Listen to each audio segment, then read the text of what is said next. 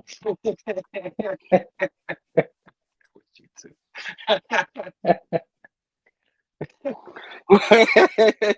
What's up, everyone? Happy Whiplash Wednesday. Happy New Comic Book Day. I mean, we're just in a silly mood today. I hope everyone had a fantastic day. This new comic book day is like Christmas every week for us comic book fans who love Christmas. Merry Christmas to all. We say this every week, and it's in full effect, or whenever you get your books. Merry Christmas to you guys. How's everyone doing out there? I hope everyone's doing fine. Of course, this is Whiplash Wednesdays, like I said earlier. I'm here with my buddies here, Mr. Phable and Stef. What is going on, fellas? Starting with Stef. How you doing, brother? I'm good. Another fantastic week. I can't believe it's Wednesday already, man. After just a very busy week last week, but we're here at the end of season 1 of Battlestar. It's I can't believe it. We're finishing season 1 already, but it's been a journey, quite a journey. And I'm so glad we watched this because I don't remember season 1 being so epic, on my memories. But yeah, it's been a ride, so I'm excited. Station to that, man. How about you, Faber? How you been? How was your week? Oh man, it's been a hard working week, of course, as always. But like Steph said, fantastic week. We had some great shows over the weekend. Nick put out some stuff. Our show was great with Jasmine. I had a great time with her, Dylan, and Steph. Steph again on the movie thing, Dylan's horror show. So, Oops, my bad. I mean, it was just great. It's been just great. Yeah. Now I'm here with you guys. Talk about this show right here. This show right here we did. And that one right there. That was a great time for Jasmine. Yeah, it was fantastic. Yeah, it was fun. A lot of fun. Over, this gaping hole in my heart. She filled it up big time. Filled it up with massive and all kinds of stuff that I love. So, yeah, had a great time with her. And yeah, now I'm here with my brothers. We finally got to the end of this thing. I can't believe it. It's so fast. So fast. And what a great trilogy of episodes, man. Yes. It's awesome. Yeah. Yeah, I had a busy week yet again. It went so fast for me, like for most of us.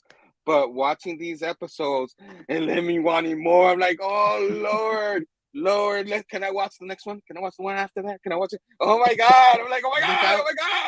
Without getting into it too much, Herm, what the end of episode 13 was that worse than the cliffhanger? Was it worse than Starbuck when she was going to the planet? Okay. Yeah, okay. That was worse. I'm like, what the bleep? I'm like, I'm saying, like, if I could bleep myself, it'd be a lot of that going on. And I'm like, damn it. and of course, season 1. Yeah. And then season 2, we're gonna have a little hiatus with the Battlestar show. You're probably not gonna do the second season to probably May, because obvious reasons. We got things going on in April, but we talk more about that in future shows. But that cliffhanger made me go, guys, I kind of love you guys for showing me the show, but I don't love you anymore because now I gotta wait. You know what I mean? Damn it. But before we get to all that, I did want to state Monday was a special birthday of our guy. Happy birthday, Brandon. You know what I'm saying? Nightwing even says happy birthday up in there. I hope he had a fantastic Monday like he said he did. Go ahead. Was that intentional? I think you meant to put Tim Drake.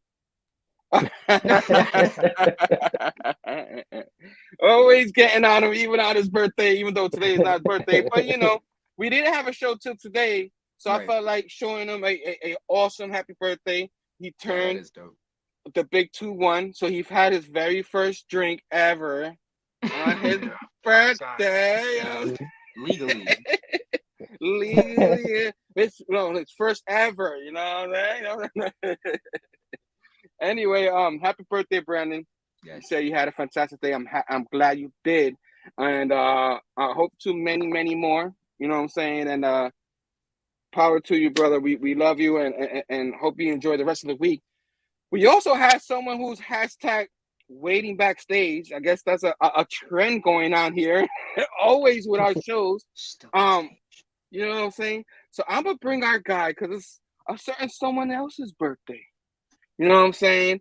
And then you know what I mean? So boom, happy birthday, brother Joe. Happy birthday, brother. Ooh, yeah. So without further ado, let's bring the birthday boy up in here. Happy birthday, brother. Wait, what? Hey, what are you happened? guys doing here? Where's What? KT at? What? It was a wrestling show. What the? No, man. Oh, that's not until next week, brother Joe, or like next couple of months from now, man. What's going? Oh wait, it's brother Joe. We got you for 3 episodes of playtime. Happy birthday, brother Joe. Ready? Happy birthday, brother. Happy birthday to you, Joe. Happy birthday to you. Happy birthday, dear brother Joe. Happy birthday to you. Station. Yeah. Woo! Station, brother Joe. Real American birthday. Listen. What was I supposed to say? Station, guys. Oh, Station, Sister Joe. A voice Sister appearance. Joe. I'll take it. Station. Cameo appearance. Cameo. Happy birthday. All right. It's a first full appearance or a cameo appearance? Cameo. Yeah, we'll go cameo. Honored. We'll get that one appearance one day. Thank you, Joe. Yeah, I hope you like our thumbnail who was put up here by our great Oh, beautiful. director, you know what I'm saying? Creative director, you know what I'm saying? So thank you, Maria. Station, happy birthday. And without further ado, let's go to the chats. We usually always go to the chats. It took a little longer this time, but we had to say happy birthday to the birthday boy. We didn't even talk about everything that happened in a day. You know what I mean? We'll do that a little bit later. But Old Wolf is saying happy birthday. Stational Wolf, thanks for being out here. Happy birthday. It's cool to have him on here. Say happy birthday to us. Great guy in the community. Of course, Brandon's up in the house. Station, whatever you guys say earlier, just say it again. the chat's up. Eric the Stash, Lawrence, man. Station, John Stout. Station to you. Yes, happy birthday, brother Joe. Happy birthday. James Phelps saying hi. His Comickings. Brandon saying happy birthday to you. Sal Felix, Station, happy birthday. You know what I mean? Nick, the comic love you're getting. Hey, friend of the show. Wow, yeah, man. There's a lot of people up in here. Just saying, that means you're special. You know what I mean? Mm-hmm. Happy birthday, Nick. Comic Culture. Had a couple of episodes throughout Whiplash Wednesdays earlier. You know what I'm saying? Billy Power Max says happy birthday. And he says 100. That means 100 years of more birthdays. You know what I'm saying? You know it. Dismay Comics, Brandon from Dismay Comics says happy birthday, Station, brother. Thanks for being on here. You know what I mean? Happy belated birthday to Brandon. Yes, Station. Happy birthday, brother Joe. James Phelps saying. You're getting birthday wishes from everybody in that hit. You know what I mean? Stronger already. Happy birthday to Brandon. Big Lion Cat, the cat is here. Station Big Lion Cat, thanks for joining us. BLC and in the house. You know what I mean? Oh, Chamorro Cinema. I guess it's back. Chamorro Cinema. That other guy, whatever it went, you know what I mean? What? Different thoughts or something like that. Something like that. But we got the Chamorro Cinema backstation. I think I went through everybody saying hi up in the house. So that is amazing, guys. Thank you for being on here. Thank you for being here to say happy birthday, brother Joe. You know what I'm saying? Yes. Special dude. You know what I mean? We're glad to have you. And thanks for coming on the show, brother Joe. Well, thank you for letting me fulfill my birthday wish, gentlemen. This has been my birthday wish, and now I'm complete. Yes. I love the shirt. I love the shirt. Yaka! Represent. I thought it was Rey Mysterio. I was like, oh, we got Rey Mysterio on the show, you know? Yeah. National, I was like, whoa. It's crazy because I don't watch wrestling, but last night I was watching some wrestling clip where you guys remember that one time Floyd Mayweather had punched the Big Show, and wasn't he like holding Rey Mysterio before he did that? Like he was Big Show was like versing Rey Mysterio. Yeah, So yeah, that's fitting that you got that shirt. Yeah, fitting you got that shirt on. Nice. Nice. He's the Big Show, and no, Big Show. I'm Rey Mysterio. You gotta got that look, the handsome look. Thank you, Brother Joe. Oh man, so that was amazing. We had like Brother Joe. How's your week? I get to ask you how's your birthday today? You know what I mean? Oh, it's been real great. It's been real great. I mean, I got a few presents in the mail. I was happy for that. A friend of mine just dropped off a box of comics that he had back in the 80s. He didn't want them anymore. And there was 100 comics in this box. 100 of them. So this was your birthday gift that you're going to gift to the rest of us. Oh! Let Bobby look through it first and see what they are. Just give me other keys and you can have the rest. You know what I mean? Oh man, that's awesome. So hopefully later, if we have time, you can get to show some of the comics if you want. Dad sent me a beautiful two pops, Roman Reigns and Rey Mysterio. Nice. So you know, Eric, he's always on top of it. He's always on the ball. So. All right. Eric's the type of dude that would like, who you got like a gift, you're like, oh yeah, my birthday is coming up. But, you know, he remembers your birthday better than you remember your own birthday. Oh yeah. He's talking just now. He's talking about where is it? My technology here is. Yo, Razor Ramon was the best. The Razor's Edge. Oh yeah.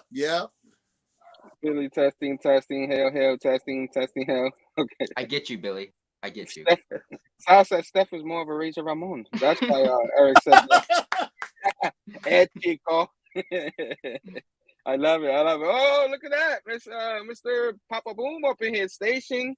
Mr. Robbie, what is going on? I know you got a movie to watch, but thanks for coming on here. And I wish Brother Joe a happy birthday. You know what I mean? Yes. Yeah, real quick. Like we were talking about Robbie. Robbie was the pre-show, the pre-party, or whatever you want to call it. Not that one. That was rocking. I'm all over the place. What is going? There you go. Rocking Robbie and Comic Hall and Karaoke. I think it's what comic and karaoke now. He took the hall out. Yeah. Yeah, he had a show right before us. You know what I'm saying? Show some great stuff. So if you guys didn't see that, watch that on the rewind. You know what I'm saying? Because Whiplash Wednesday, we have all kinds of content all throughout the day, including our guy Nick Comic Culture, who had 2 videos. He had the Cadets video showing you all the comics that came out, which is pretty cool, where you can get in his shop and stuff like that. And then he had his haul of all the stuff that he got for the day, which I'm pretty, I ain't gonna lie, I'm pretty looking forward to what he thinks about that Captain Carter. Yeah, I got me a copy of the day, baby. I got me a copy of that. I had to. I was able to get my books today. What happened? Gotta catch that Nick at Night. Nick at Night, yes. So that haul is he's showing you the books he's gonna review at the Nick at Night. Usually Friday nights he drops that. Yeah, man, keep on keeping on our guy Chamorro Cinema. You know what I'm saying? Ooh, he reviewing the plot, modern graphic horror done right, he says. So it was a fantastic show. It's not long, it's a couple of minutes, like 4 minutes. You know what I mean? And then he leaves you wanting more. He's like, damn, I can't wait next week when whatever he shows us next week. You know what I'm saying? So fantastic. Man, he keep killing it, brother. And then a couple of guys I know, you know what I'm saying? Like a certain birthday boy. Those guys. A couple of those guys. Brandon, we'll talk about Crisis on Infinite Rant returns with the Batman spoiler review, which I didn't get to watch, but I can't wait to watch it because I saw the Batman on Monday. Nice. So I was excited when I saw it. What happened? I see that shirt. I couldn't find my Batman shirt, so I got my Justice League hat on. So, but yeah, man, I saw it. Quick spoiler free review. I enjoyed the heck out of the movie. I thought it was fantastic. You know what I'm saying? I thought the acting was great. The guy who played Riddler, what's his name? Paul Dano. Paul Dano. He was fantastic. Yeah. He played a good loony up in there.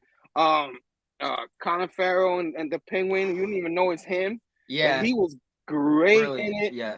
I love Robert Patterson as the Batman. He was pretty good. I think him and Zoe Kravitz, Catwoman, like they have a good little chemistry. It was different. This was a little different than what I'm used to, and I'm okay with that.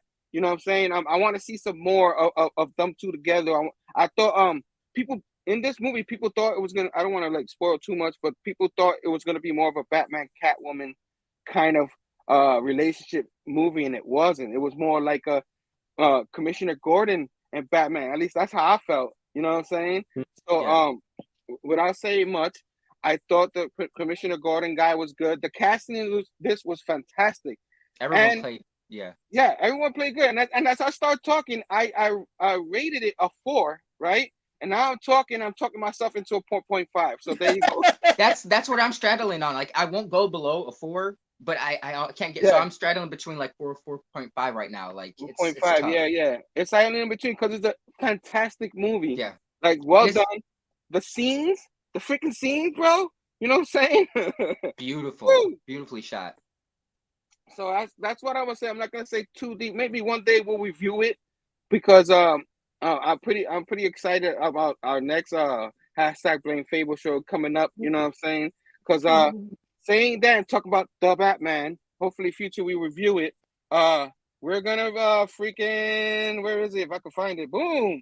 #Blame Phable Sunday, 6 p.m. Eastern. #Blame Phable tonight. Continues with listing link and myself.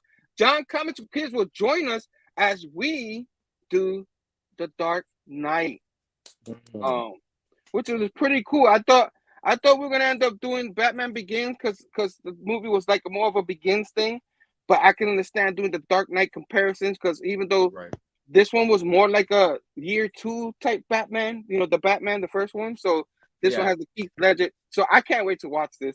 And you know, because of you guys, I'm gonna watch Batman Begins. I know I don't have to. I've seen it before, but I have to now. And then The Dark Knight. So thanks, guys. You give me more homework. Thanks, man.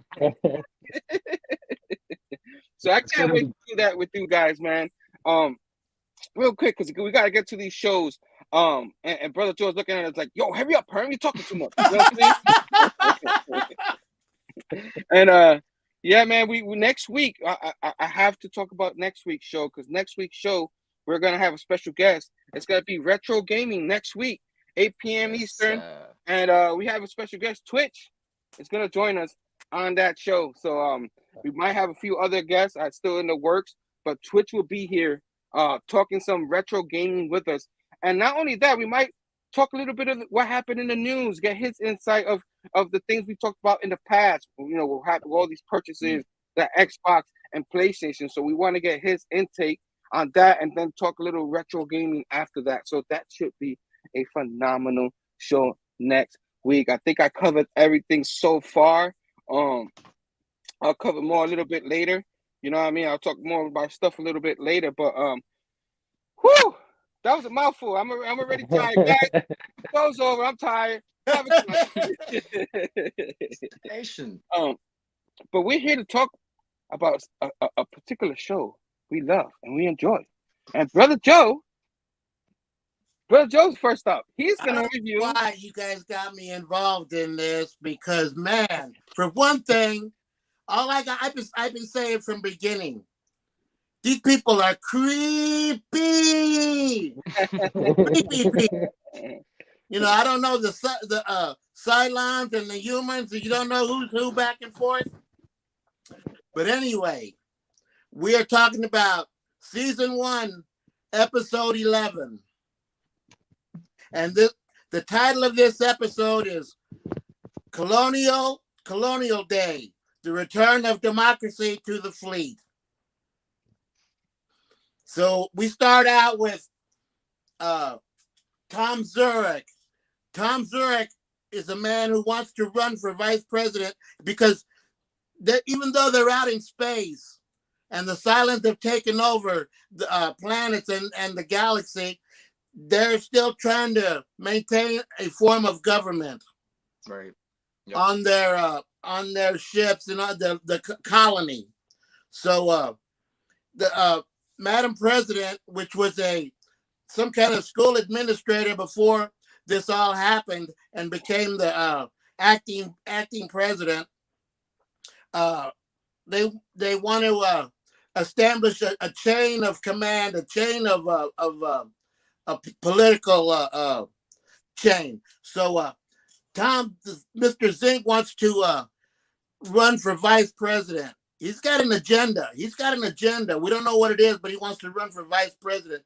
And as you know, he came from the prison, the prison ship, and he got pardoned because he helped recover the water, the hydrogen that was on that planet. So after they did all that, they gave the prisoners pardons. So now he's a pardon-free man, and he wants to get into the politics of it because he has an agenda. So they somehow nominate him for the position of vice president. Colonial. So the Madam President knows something's up. She doesn't want him to come into the office. So she's trying to do everything in her power to get someone to challenge him for the seat and try to take over so he doesn't gain the position. So they're up on, I think it's called Cloud 9, where all the Cloud 9 delegates are gathering and stuff, and they're having a big gathering meeting. And Starbuck and Apollo are there, the head of security. So they're out there walking around, checking out everything, and Apollo bumps into somebody bumps into Apollo, and it rubs him the wrong way. He's got an eye on him. So he says, look, somebody was saying something to that Tom Zacher about how he's a murderer and this and that. And some guy says, hey, leave him alone. He's all behind him. And Apollo steps in and says, look, you got your clearance, but one more outburst and we're going to have to escort you off the planet. So they down the road, they're going through all this and that. And well, do you want me to skip to the Boomer and Halo part, or do you want to just go through the election first? Because I was going to fall back on Boomer and Halo after I talked about the election. Do you, Joe, Brother Joe? Brother Joe, you've got my attention, brother. I'm listening. Yeah. All I feel like I'm watching the episode right now. The Madam President had picked a candidate, but he was kind of iffy. He wasn't too sure. He didn't want to get into politics and this and that. So here we go, man. And that, I don't want to cuss, but that Boltar, the Dr. Boltar. Yes, sir. I don't see how he can do 10,000 specimens and be the vice president at the same time. Because anyway, they and get distracted by this lady. Oh, yeah. Good. And so they had Six is manipulating this guy left and right, man, and right. First, she gets him to second the motion for Tom to become the nominee, and then when the president's candidate backs out, she goes to Boltar and says, "Look, we want you to run for the vice presidency." It was pretty genius. Crazy, man. Genius move, yeah. So she, Six is into it for some reason. So let's go. Bing, bang, bong. They go through the motions and everything, and they have they have to count the votes, and they're counting, and it gets to be tied, this and this, and one more vote. Then they cut to their acceptance speech, and then here comes the doctor. You see him walking in. He's the new vice president. Yeah.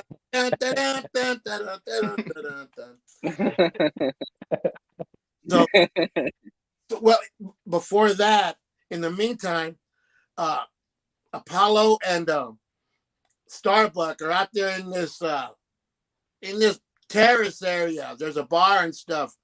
And Apollo says, turn off the TV because that guy's on there. I don't want to listen to him talk. Well, I do want to listen to him talk. He's my candidate. So they get into a scuffle and they start fighting. That was a pretty good scene, the fight scene. Yeah, it was. Bam, bam. Then all of a sudden, they knock over this table and this gun falls out of this briefcase. Oh, yeah. And so you say, what's this about? What's this about? And the whole point is there's an assassination attempt. There's going to try to be assassination attempt on the president, which will allow the vice president to step into their place. Right. That was the whole key to the situation. Well, he gets caught. So they take him to a questioning area, and he's denying it. Right. So in the meantime, they go back to the Senate, and they're watching the crowd and everything. And Apollo walks up to that Zach guy and says, look, we kind of know your plan. We know you got a plan. And walks off, which that's kind of creepy too. Like, so he starts shit. Oh shit, I got to do something. So he finds out he loses the, he goes, they go to that, before the voting and everything, there's another little get together, and he tells that the wife of the XO, I don't like her either, man. Ooh. Oh, yeah. I need Ellen. a friend. Ellen, yeah. What are you here for? I'm out for me, myself, and I. Oh, yeah, and my husband, too. Afterthought. Did you I need a friend. Can you find this guy for me? I forgot his name, but can you find this guy? Can you find? I'm looking for a friend of mine. So here we go. All of a sudden, the next. Talk about Valens. You're talking about the guy that. Okay, his name was Valens. Valen. Okay. Yeah. Can you find me up and find my friend Valen? So the next scene, he comes up, and he had his wrist slit, and he's dead. And like he was in a secure area, and people, what the hell? How'd that happen? We needed information from him and stuff. Well, was he murdered or was it a suicide? Was it a murder or a suicide? We don't know. But it come to find out somebody snuck in through the air duct and killed him to silence him, to keep him silent. So that Tom Zink guy, his secret's still not out there. You know, even though he might have been trying to a conspiracy to overthrow the government, that secret's lost now. Yep. So, they get back and okay, Gaius wins and everything. Oh, they're all happy. Yeah. I don't know if I missed anything. Oh yeah. So then they cut to Capria. And Boomer and Halo are running around Capria. You know, they're trying to escape the Cylons and stuff. And Halo's starting to notice these things. He's starting to see these things. And he sees first they're running around and it's raining and running around. And Boomer and Halo get a little close, you know, they get a little intimate. And they get it on. And all of a sudden you see her back start lighting up like a Christmas tree. You say, oh shit. Something's wrong here. Something's wrong here. So then they're running away. They're running around trying to get away from the Cylons. And Halo notices two of those sixes. One dressed in black and one dressed in white. Right. Mm-hmm. So he starts thinking, hey, these Cylons just aren't metal robots anymore. They're not metal robots anymore. Something's up. They could be twins, but no, I don't think they could be twins. These Cylons have the ability to clone human beings. I don't know how they got the technology, but they have the technology to clone. So now he's noticing there's clones out there. So he's noticing the two sixes. They're trying to get away. And all of a sudden, he sees another Boomer in the distance. He sees that other Boomer. And he says, oh, shit.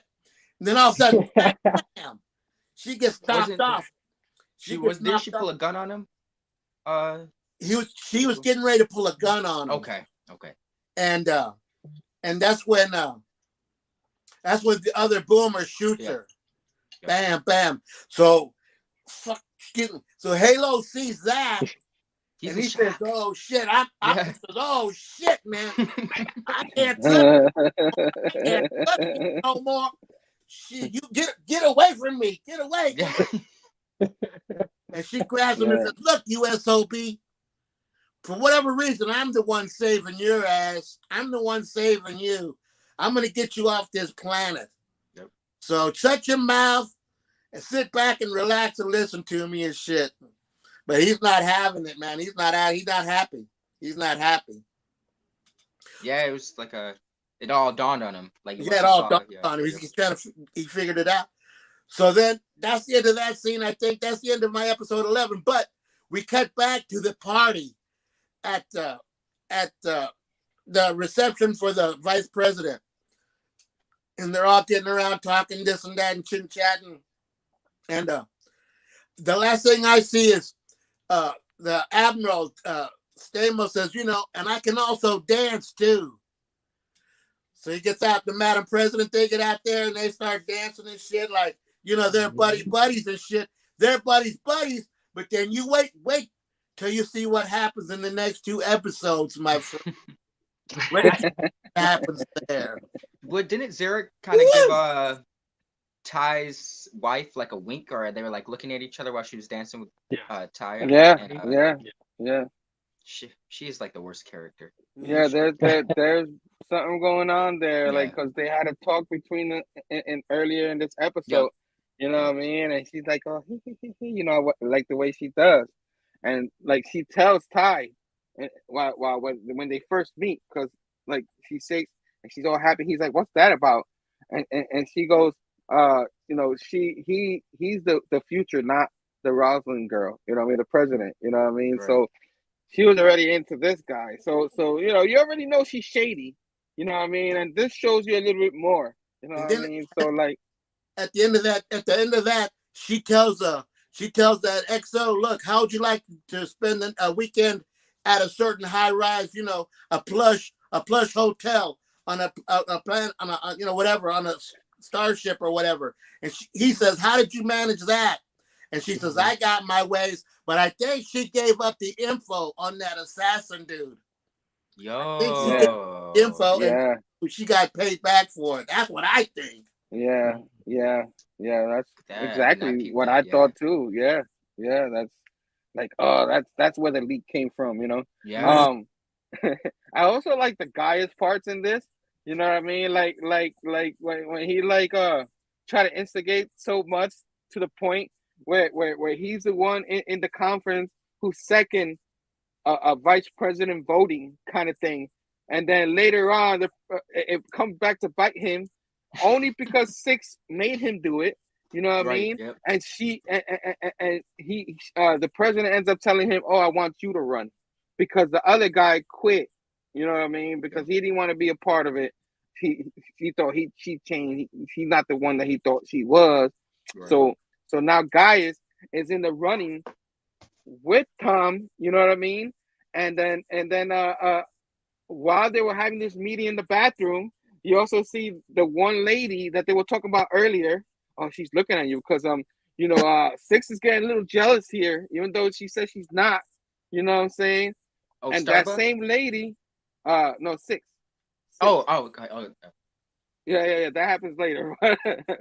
Six, they start talking in the bathroom, and with the other dude, and talk about the president goes into the bathroom to talk to him, and that's when she tells him he has to do what he has to do. The press girl is in the toilet, and she comes out of nowhere, and he's like, "Oh, what are you gonna do? You're gonna be vice president and all that." And he's like, what he said? He's like, "Let me give you the first crack at it or something." He goes in the stool with her. I'm like, "Oh, there he goes." Wow. Yeah, that's Gaius for you. Well, Six says you can have anybody you want, but I always got your heart. I always got your heart. Did you guys notice how similar Starbuck was looking to Six and her ballroom dress and stuff? Like she was looking eerily similar to Six, like just like the curly blonde hair and stuff. Starbucks usually got like a little bit, yeah. Because she was all looking nice, what I mean, in that ballroom and all that. Yeah. Even Apollo was like, You know what I Yeah, mean? he kind of did a second glance. He was like, "Oh, yeah. And as you already know, there's something between them, and like that we'll talk more about that later in the other episodes. But you know, you see that she's beautiful, and then she's like, "You're gonna ask Apollo, you're gonna ask me to dance," and so you want to dance, you know what I mean? So it's funny how something like this, the beginning of the next episode, ends up making me think one thing, and it ends up other. But Phable is gonna cover that. But I love the whole ballroom thing. I thought it was really cool. You know what I mean? yes. Like you see other relationships throughout the show in there, because you're Mhm. coming on to the end of the season, so they showing you so much more. So yeah, that's what I remember. Phable, anything? I have Go enough ahead, brother Joe. trouble. I have enough trouble keeping the conversation with you guys. I couldn't imagine having somebody in my head. He's over there arguing with somebody that's not even there, but in his head, and these other people are doing like, what? What? Like, what are you talking about, bro? I didn't say Yeah, anything. Yeah. there's this one part that I think this is the picture right here. Where Yes. he's Yeah. That. Yep. where he's talking to the president and her at the same time, and trying to talk to both Distinguish. of them. Yeah. Yeah, in a certain way, and not give away that he's seeing this sick somehow, or make the president think he's crazy or something. Yeah. You know what I I mean? like how Six was Crazy. like, "Listen to me," like she was getting upset as he's trying to talk to Rosalind and stuff. And like Brother Joe said, it's hard to balance. Like I would get so confused. Like, I remember he shouldn't piss her off, because bad shit happens when he pisses her off. at And least then he all had of the a sudden, scene. bonk. They go into the bathroom and she, wait. Yeah, she's like, "Pa." He's like, "Oh, thank you." You know what I mean? Oh man, this episode was amazing. Phable, anything we missed? I know we try to talk as much of it as we can, but you got anything to chime in? Anything you think we missed that's important from this episode? Well, just like little tidbits, little things like they were trying to form something called the Quorum of 12, which is basically a Okay. representative from each planet. It's like basically trying to make a Senate, or you know what I mean, something like that. And Gaius got nominated as well to be on that Quorum of 12. Zarek got nominated, and a whole bunch of other people. It was supposed to be 12 of them. What else? Let's see. Brother Joe did a I think good you got job. He got most of it. Yeah. That Yeah. Oh, spiritual yeah. lady. I left out that spiritual lady because I don't know nothing about her. Oh, the spiritual. Yeah. Yeah. Yeah, I think he covered most of it. It was looking at some point like Rosalind was gonna lose. Yes. Because when Zarek got nominated to the Quorum of 12, his first decree, or the thing that he wanted to get done first, was to nominate a vice president. Yep. And then somebody from I think it's Bergon nominated him because he claims that Zarek helped his coolant system or something when the government wasn't helping them, and they fixed it for him, so he voted him to be the vice president. The president has a friend called Wallace Gray, and he's a longtime associate of Rosalind's. He's not necessarily a politician, but he's a social worker kind of thing. Right. But he's a popular guy in the colonies. So she decided to have him nominated for vice president, right? So, and he starts doing his thing to try to get the votes or whatever. Boy, that woman president, she's manipulative too, man. She's starting to get Rosalind? Yeah, she's showing her strengths. That's what I was working to. So,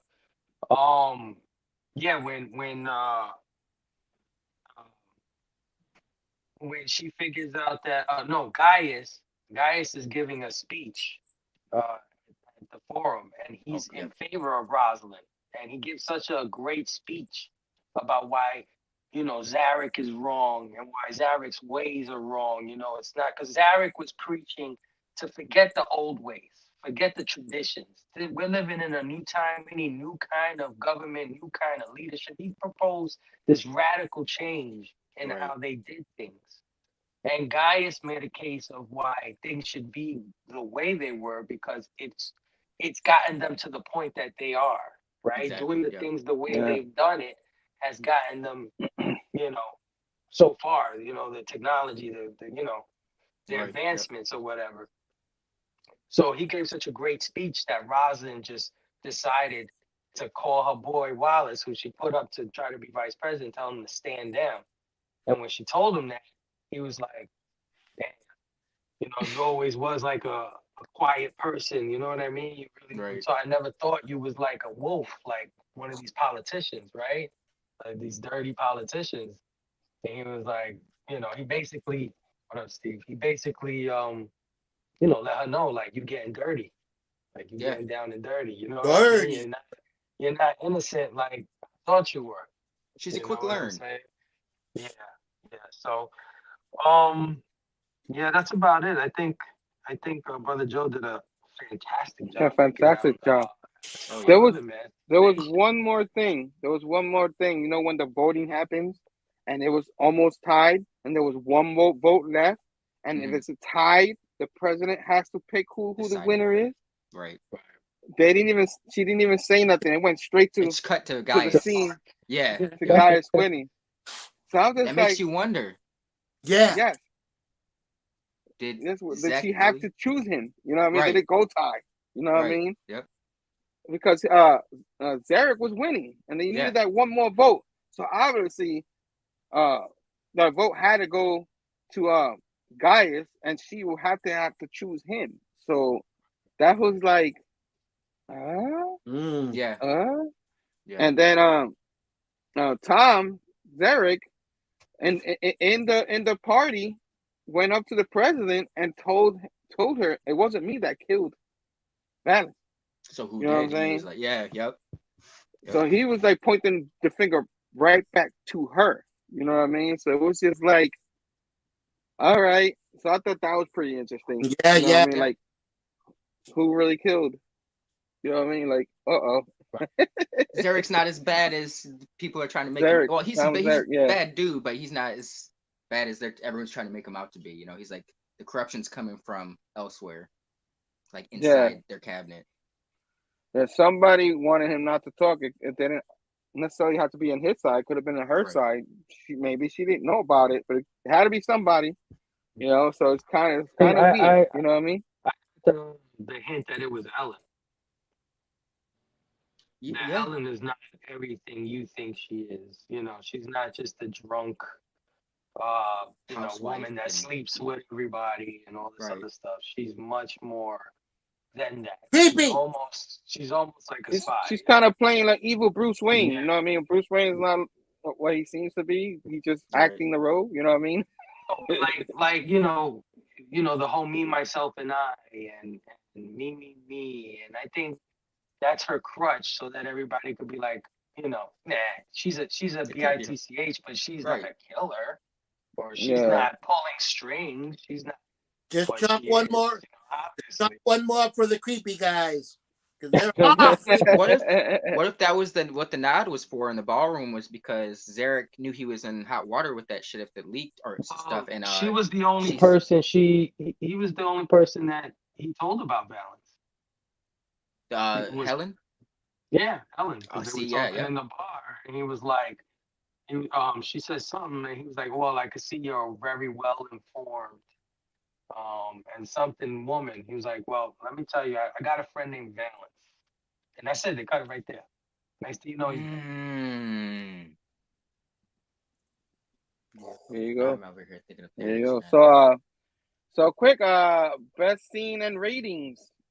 Starting with Stef. You got a best scene and a rating for this episode? Favorite scene. I thought it was kind of funny when Hilo saw Boomer shoot the other Boomer, and he just takes off running, and she's like, "Wait, come back!" And he's just kind of running, looking back, like he doesn't give a shit. He's just his mind's racing. Yeah, I just thought it was funny. He was like, "What?" He doesn't have to stop it, man. Easy for me. Yeah.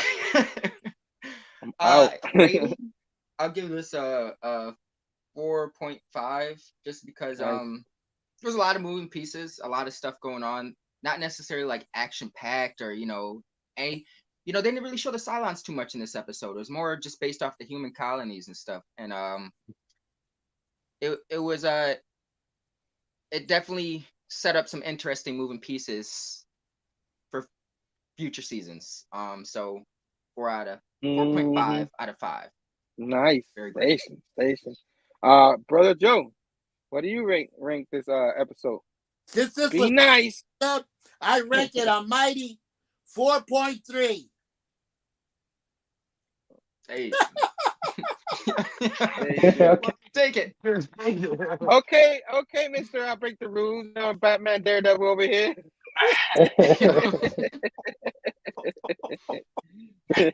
We love you, brother Joe. It's your birthday. I'll allow it. But I don't think Phable. So, oh wait, you didn't give us a favorite scene, brother Joe. my favorite scene? My favorite scene was it'd have to be seeing the 2 6s walking around and shit. The look on Halo's face when he sees that. Because that really is tripping people out when you see more than one of the same people and stuff, something's up. Something's up, something's not right here. Yeah. That's an excellent scene. And Bobby, that I get it. Hardcore Station. Bobby's like 4.3. Your rating too. 4.3. What? You know why it's okay? Because it factors into 69 a little bit. Yeah, it balances it out. Yes, it actually might help our numbering over here. Maybe. So Phable, what's your favorite scene? What do you rank it? My favorite scene is the party at the end when everybody's dancing and having fun, and this is kind of like one of the only times you see them having this kind of fun. Right. And you can really, it's a character moment for a lot of people that grounds these people a little more, and they're like, man, these are real people. You know what I mean? Yeah. It looked like they were relaxed. Yeah. More, you know what I mean? With scenes like this, little things, and then the best is when Adama comes up to Rosalind and he's like, hey, and she's like, oh, you here? I thought you hated these kind of things. He's like, what? Yeah. I'm a patriot. It's colonial thing. Right. He was like, and I could dance. Right. He was like, and I could dance. And they started dancing. She was like, oh, you asking me to dance? Okay. And they started dancing and stuff like that. I thought that was a real awesome scene. Yeah. Yeah, man, 4.5. Station. Real quick before I give my ratings. Hi, Mom. Station. My mom. Yeah, man. It's funny how you talk about the scene in the ballroom. I can't even get this thing out. My favorite part is in that scene. I might have talked about it earlier already, but Starbuck and Apollo. That relationship starting to heat up a little bit, and you're gonna get to see some of that in the next episode. With something that happens. But I let our guy Phable tell us about that. But that's my favorite. I know it's a small scene, but to me that's like really big because these two throughout the seasons, like there's a lot of like conflict. With the brother. She used to date the brother and all that. But everybody knows they like each other, kind of thing. You know what I mean? And you kind of saw. Yeah. So there's always tension. So here they got to relax a little bit, and get a little romantic kind of thing and dance, you know what I mean? And of course, Abdama, you know what I mean? The colonial dancing with the president, you know what I mean? There's a little fireworks there too. So my favorite part, like I really enjoy this. I don't like too many political episodes, you know what I'm saying? But they did it so well, you know what I mean? And then 6 is always phenomenal with Gaius.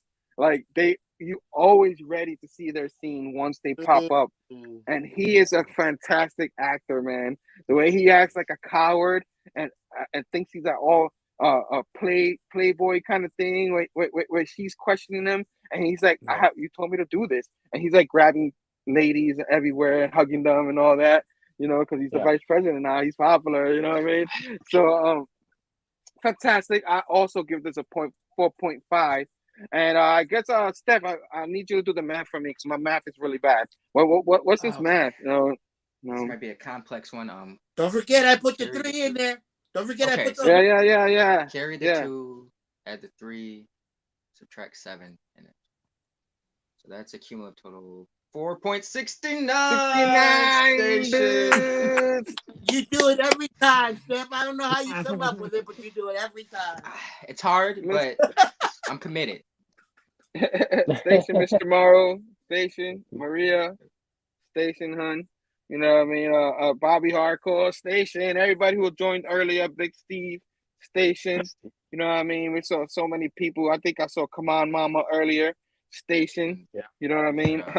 Nick's Kicks. Nick's Kicks was in here. Station. Thank you, Steph. All awesome people all over the place saying hello to us while we're going through this. I kind of want to say hi to you. That's why I put you guys up while we're doing the shows and stuff like that. But Colonial is out of the way. You know what I mean? Let me adjust my notes here. Now is the next episode 12, and Phable is gonna cover this episode. Phable, what's the name of this episode? This episode is called Cobalt's Last Gleaming, Part 1. This episode opens up on a montage, right? They're basically mixing 4 different sequences in one and jumping between them while this melody is playing in the background. This melodic boom that's playing, and they're doing this montage. And it's basically 4 different scenes. One of the scenes is Sharon Boomer, Galactica Boomer, contemplating suicide. Of course, she's starting to figure out that she may be a Cylon. She's starting to believe it herself. Right. And that thought doesn't sit with her well because she always thought she was a human, and she's sitting on her bunk and she's playing with a gun and she's looking at it and she's kind of putting it to her mouth, kind of like hesitating. So she can't do it, basically. She's playing with a gun trying to kill herself, but she can't do it. The other scene is Hilo on Caprica running. Remember, we just left off with him taking off, and he's continuing to run. Sharon finally catches up to him, Caprica Boomer, and as soon as he sees her, he shoots her right in the shoulder. She first goes, just do it. You know what I mean? Because like he kind of hesitate actually, but she's like, just do it, and that's when he does. Go ahead. Shoots her in the shoulder, so they show that she's bleeding out. Another scene is Adama and Lee having a boxing match, a sparring match. It's pretty cool. Yeah. And they're going back and forth. Lee's punching his father and hits him pretty good, and the father's like, he's like, are you okay? And he just like grunts or whatever. And then Adama comes back with a 2-piece combo. Boop, boop, you know what I mean? And he hey, I'm all right. You okay? That kind they go back. So then the last final scene that they're cutting in between in this montage is Gaius having sex with Starbuck. But you don't see it right away though. You kind of think it's Apollo a little. That's what I thought. I thought that was Apollo. You know what I mean? It's kind of doing that on purpose. Yeah. Doing that so it reveals because of what happened. The episode before, they were both dancing and stuff. Like, oh, maybe but he's fighting, and then that's happening. So like, what? You know what I mean? So go ahead. So he's getting it on with Starbuck, and in the middle of them getting it on, she yells Lee's name. Awkward. Yeah, makes it real awkward. That messed up the whole moment. Yeah, and then Gaius is just sitting there like, what happened? Like, wait a minute, I'm Baltar. I understand what's going on. Yeah, exactly. And then, so that whole montage ends, and we cut to President Rosalind getting an MRI, and the MRI shows that her cancer has progressed. And she goes to meet her spiritual leader, this lady. I don't remember her name. I was trying to find her name, but I was gonna say Miss Cleo. That's disrespectful, but you know she's very holistic medicine. So yeah, he goes sees she sees the spiritual lady, My bad. and tells the lady that she's her cancer's gotten worse or whatever, Right. and that she may not make it. And the spiritual leader tells her no. I know I'm a spiritual leader, but you really made me a true believer, she tells her. And she says, I know that sounds funny coming from me, but you made me a true believer. You will lead us to earth. Like, you will, you will do it. And she's like, well, it better happen fast because I only got 6 months. So she puts out the prognosis right there. Then we fast forward to a card game that the guys like to have, and it's Lee's there, Baltar's there, forget the other guys that are there, and they're playing their card game, and Gaius is drunk off his ass. he's drunk. And yeah, there you go. I'm here trying to find it. He's just looking at Lee, right? Because remember, he was just having sex with Starbuck, and she screamed out Lee's name and stuff. So he's looking at Lee, man, hard, like, you know what I mean? And he was in a drunken stupor, he tells him, like, you're not better than me. You can't beat me. Lee has no idea what he's talking about, right? Like, what the fuck is he talking about? So anyway, they continue the card game, and in walks Starbuck. And, yeah, awkward, right? So awkward. He says something. She says, "Oh, hey, guys," and he goes, "You will refer to me as the president or something, vice president." Vice president, yeah. Yeah, so you can tell he's in his bag, right? Like he's in his feelings. Yeah. And when this interaction happens, Lee looks over, and Lee gets it right there, right? Like Lee gets it right there. Like they just did it. Like they was just messing around. So he gets it at that. He doesn't know why, but he knows something happened. Right. And Six was there too. She was messing with him in the middle of that whole thing, if I'm not mistaken. You know what I mean? Yeah. So then we cut to a scene where the president is breaking down like the responsibilities, the things that they're gonna have to do. And at the same time, Six walks in, right? His hallucination walks in, and she's like, "You're in love with her, aren't you?" Right? At the same time that the president is trying to break down this responsibility stuff, so that he just loses it, right? He's like, "I can't take this." And it's like Brother Joe said earlier, he's talking to both of them at the same time. I don't need to take it from you. Take it from you. Yeah. And then he corrects himself because he knows that she's not really there. So he's like, so I mean, either way. And he's just like arguing with both, and it's a genius scene, right? Like awesome writing right there for him, and awesome acting. The way he's like, talking to Six, trying to like, leave me alone, right? Yeah. Like with your jealous shit, and you leave me alone with all your president stuff. I didn't want to be a president, right? Like, I just did this. This is too much for me. So the president figures, okay, you know what? You need a break. You know what I mean? You just need to chill out. And he goes, all right. So he goes to the bathroom, and walks Six again. And she's very angry at him. Like she's jealous. Mm-hmm. She doesn't like the fact that he's looking like he's in love with Starbucks. But in the meantime, she tells him, listen, you want to get off Galactica ASAP because something's going down. You got to get out of here. And he's like, what? Well, what's going on? Well, she's like, it's a surprise. To be here for this. Right. She's like, it's a surprise. And he was like, and he asked her whatever, but she just disappears. So he doesn't get his answer.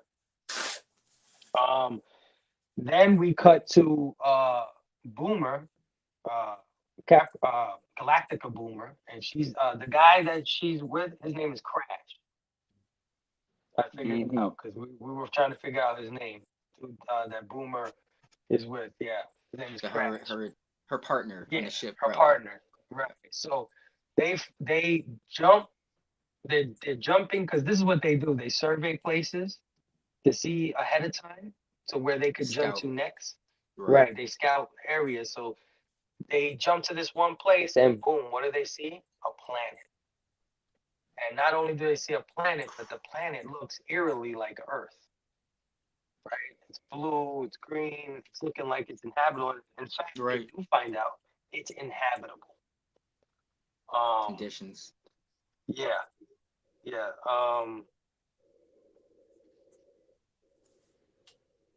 Okay, so then we cut to Hilo on Caprica with Caprica Boomer, and he's basically, talking about her being a Cylon and how she's, toaster and she don't have feelings and I hate you and stuff like that kind of thing. And you can see this is hurting her feelings. Right. She and cares. All these things. Yeah. And then we cut back to Galactica, and Lee confronts Starbuck about Gaius. He's obviously upset that she slept with him or whatever. So they have an argument, and they actually get into a small fist fight. It's so funny. Oh, I forgot that. He said some disrespectful thing to her, and she just decked him in the face, and then he just decks her back. Off reaction, like hits her. Yeah, there's no hesitation. Like really hits her. Yeah, no hesitation. He just punches her dead in the face. He says you a scrub or something that can't keep your pants up. So then she goes, what? Yeah. And he looks at her like, what the hell? Wham! He smacked her. Yeah. Oh, shit. But in this scene, you could tell like he was jealous. That's what I saw. Like the reason why he's just questioning her the way he is, he's jealous. Like he doesn't, and I don't think he realizes completely that he's jealous, but he is. And then I think they both don't. There's the tension there. I think they both don't want to admit they have feelings for each other, given that they feel it'd be like he feels like he'd be disrespecting his brother. She feels like she'd be disrespecting her ex-lover and stuff like that. But aren't they both mates? Don't they stay in the same cabin as a crew members and stuff? I think they have their own rooms. They have their own rooms because that guy is I think goes looking for Starbuck, and ends up with seeing Boomer, but that's something for later. So so I think they have different. Yeah, I think the women stay with the women, the men stay with the men still. You know what I mean? So then after that, we cut back to the president's ship, the Colonial One, and they're looking at pictures of the planet that Boomer and Crash found. And when they enlarge a piece of the map, they notice these ruins. And they say that the ruins look like they're about 2,000 years old. And the president looks at the picture, but she doesn't see ruins. She sees an actual city there. Right. And she's like, what are you talking about, ruins? Don't you see the buildings? And then they're looking at her like, what are you talking about? And then she looks at the picture again, and it's just ruins again. So her spiritual advisor is right there when this happens, and it says, well, tell me what you saw. And she says, I saw this circular dome building with 6, paths protruding from it. So the spiritual advisor opens up their Bible. I don't know what the book is called, but opens up her book. And boom, exactly what Rosalind describes is in their book. And this place is called the Opera House in the City of Gods on Phable. This is what this drawing in this Bible is of. And that's what they see in these ruins. It matches. Right? So with that revelation right there, Rosalind totally believes. She's totally in, right? right? Because she's not religious to begin with. Even when things were happening, she was like, in and out, started having some visions, in and out, in and out.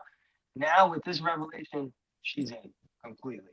She says that all the prophecies are true, that everything in the book is true, and that's big. You know what I mean? Okay. Then we cut back to Sharon, Galactica Sharon Boomer. She's in her cabin playing with the gun again, like she's gonna kill herself. And she actually puts the gun in her mouth, about to pull the trigger, and in walks Gaius. And he looking for Boomer. I mean, looking for Starbuck. So he notices that she's obviously something's up. So he gives her a talking to, and while he's talking to her, Six is there, his hallucination, and she's listening to him speak. And in that little scene, you can tell that the way he's speaking to Boomer about, whatever he's talking about, it's moving Six. And you can tell that this is the reason why she loves him. Right? That's the quality that she sees in him that nobody else sees. Right? Facts. And he gives her this little speech. He leaves, and then we hear a gunshot. Boom. So we're led to believe that. During that speech, before it starts, Six tells Gaius something about she's a clone and stuff, but you still want to do her and stuff like that or something. Yeah. And Gaius goes, what? Yeah, you could have your fun kind of thing, Gaius mentality is a hole's a hole. No. Yeah, he is. So we hear a gunshot, and we immediately assume that she did it. She killed herself. So then we cut. And the moment, like the door closes, because when he gives her the speech and all that, like brace. He tells her brace your, the moment. Life is, death. Life is worse than death, kind of thing, or whatever, kind of thing.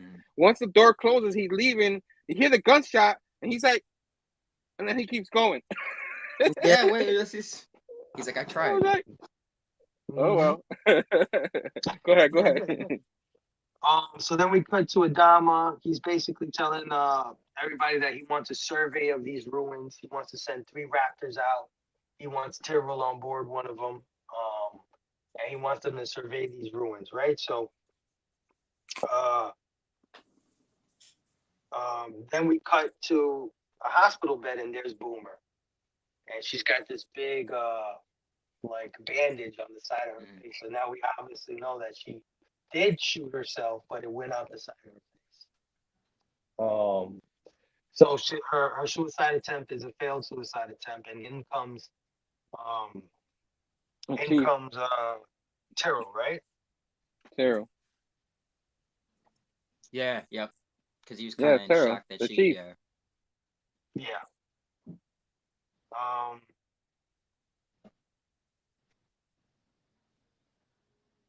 think he was like feeling guilty because of how things left off between them, Right. Yeah. He comes in. Oh, go ahead. No. I'm sorry. I wrote down some stuff, and I'm just trying to catch up to it. So anyway. Yeah. While they're planning this attack, the survey to survey the ruins, Adama, the president tells Adama that there's an arrow, the arrow of Athena, and the arrow of Athena, if you use it in Cobalt, it'll point the way to Earth. And then Adama basically tells her, "You don't believe any of that crap, right? Like, you know what I mean? Like, you know what I mean? Right. Those are myths and legends handed down from the past. Like, we can't worry about no arrow. We got to worry about what's going on right now. Right. So anyway, because we cut to the. Oh, my bad. No, go ahead. Oh no, I was thinking, he's thinking like, we can't waste time and resources on something that could be very well make believe, like. Right. She basically wanted a ship, a Raptor, to jump all the way back to Caprica, so that they can get this arrow that's in a museum on Caprica. They could bring it all the way back to Cobalt to find Earth, which is what's in the scripture, what's in their Bible. So he basically tells her, I can't spare it, and you know, all that is nonsense, right? He's basically telling her all that is nonsense. And then we cut to the Raptors going to survey the planet, and almost immediately a Cylon ship hits one of them directly. Boom, one blows out the sky, right? And then so that blows up. They lose one Raptor. There's 2 Raptors left. They notice that there's a fleet of what do they call them again? Raiders, Cylon Raiders. Raiders. They notice there's a fleet of Cylon Raiders and a star base. Like they're basically like a Star Destroyer in Star Wars. This is like their big boy. You know what I mean? Hanging out over the planet. Right. So after one of them gets hit and gets destroyed, the other one gets shot, and it starts spiraling down towards Cobalt.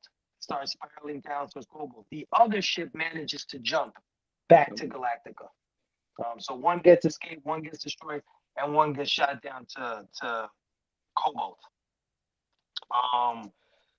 Then we go to a scene where Data, which is I think one of the chief officers on the bridge for Adama, is basically explaining this little machine that they had found. Remember, they found these little machines and they didn't know what they did or anything.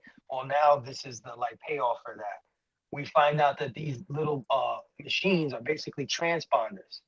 They basically tell Cylon ships that another ship is a Cylon ship, so that they don't, you know what I mean, attack each other or anything. It's like basically a signal that says, you know, we're the same. You know what I mean? So Starbuck has a plan to sneak aboard the starbase, the big starbase, and set off a nuke. And using this transponder because they won't notice her coming. Right? And she's going to use the ship that they recovered from that other planet where she crash landed. And they're going to use this ship to basically nuke the starbase. And this kind of pisses off Lee because she went behind Adama's back and told the XO. She didn't tell anybody else. She told the XO. So Lee gets pissed at her. They have another little argument or whatever. But basically, she tells them the plan. They're going to suit up the Raider. They're going to go into the starbase and destroy it with a nuke.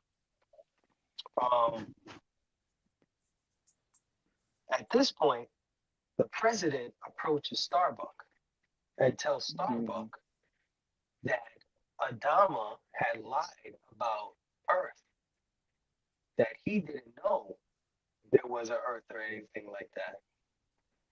And furthermore, she tells her about the arrow, and that the arrow's on Caprica, and that's going to show the way to Earth. So this breaks Starbuck's heart a little bit because she kind of really, truly believed that Adama knew where Earth was. She believed in it really hard, you know what I mean? So when she tells him that he lied, that pisses her off. So before she gets on the Raider to go do her mission, she tries to get it out of him a little bit. She tells him, how long do you think we're gonna be until we get to Earth? And he's like, it's gonna be a while or something like that. Like he brushes it off. He's like, no, but how long? He kept doing it. Yeah. So that pissed her off even more because he won't even admit that it was a lie. So when she gets on the Raider, instead of jumping to the starbase to do the nuke bomb, she jumps to Caprica. And before she jumps to Caprica, she lets Adama know that she knows he lied. And he's like, listen, don't do this. You know what I mean? Don't do this. And she basically jumps away. There'll be consequences. Yeah, she basically jumps away, and that's how the episode ends. This was another heavy episode, man. Ooh. A lot of moving chess pieces. And a lot of me going, oh, I want to see the next one. Let's go. Yeah, man, this episode, man. Woo. Like it really gets. Go ahead, Steph. No. You, my bad.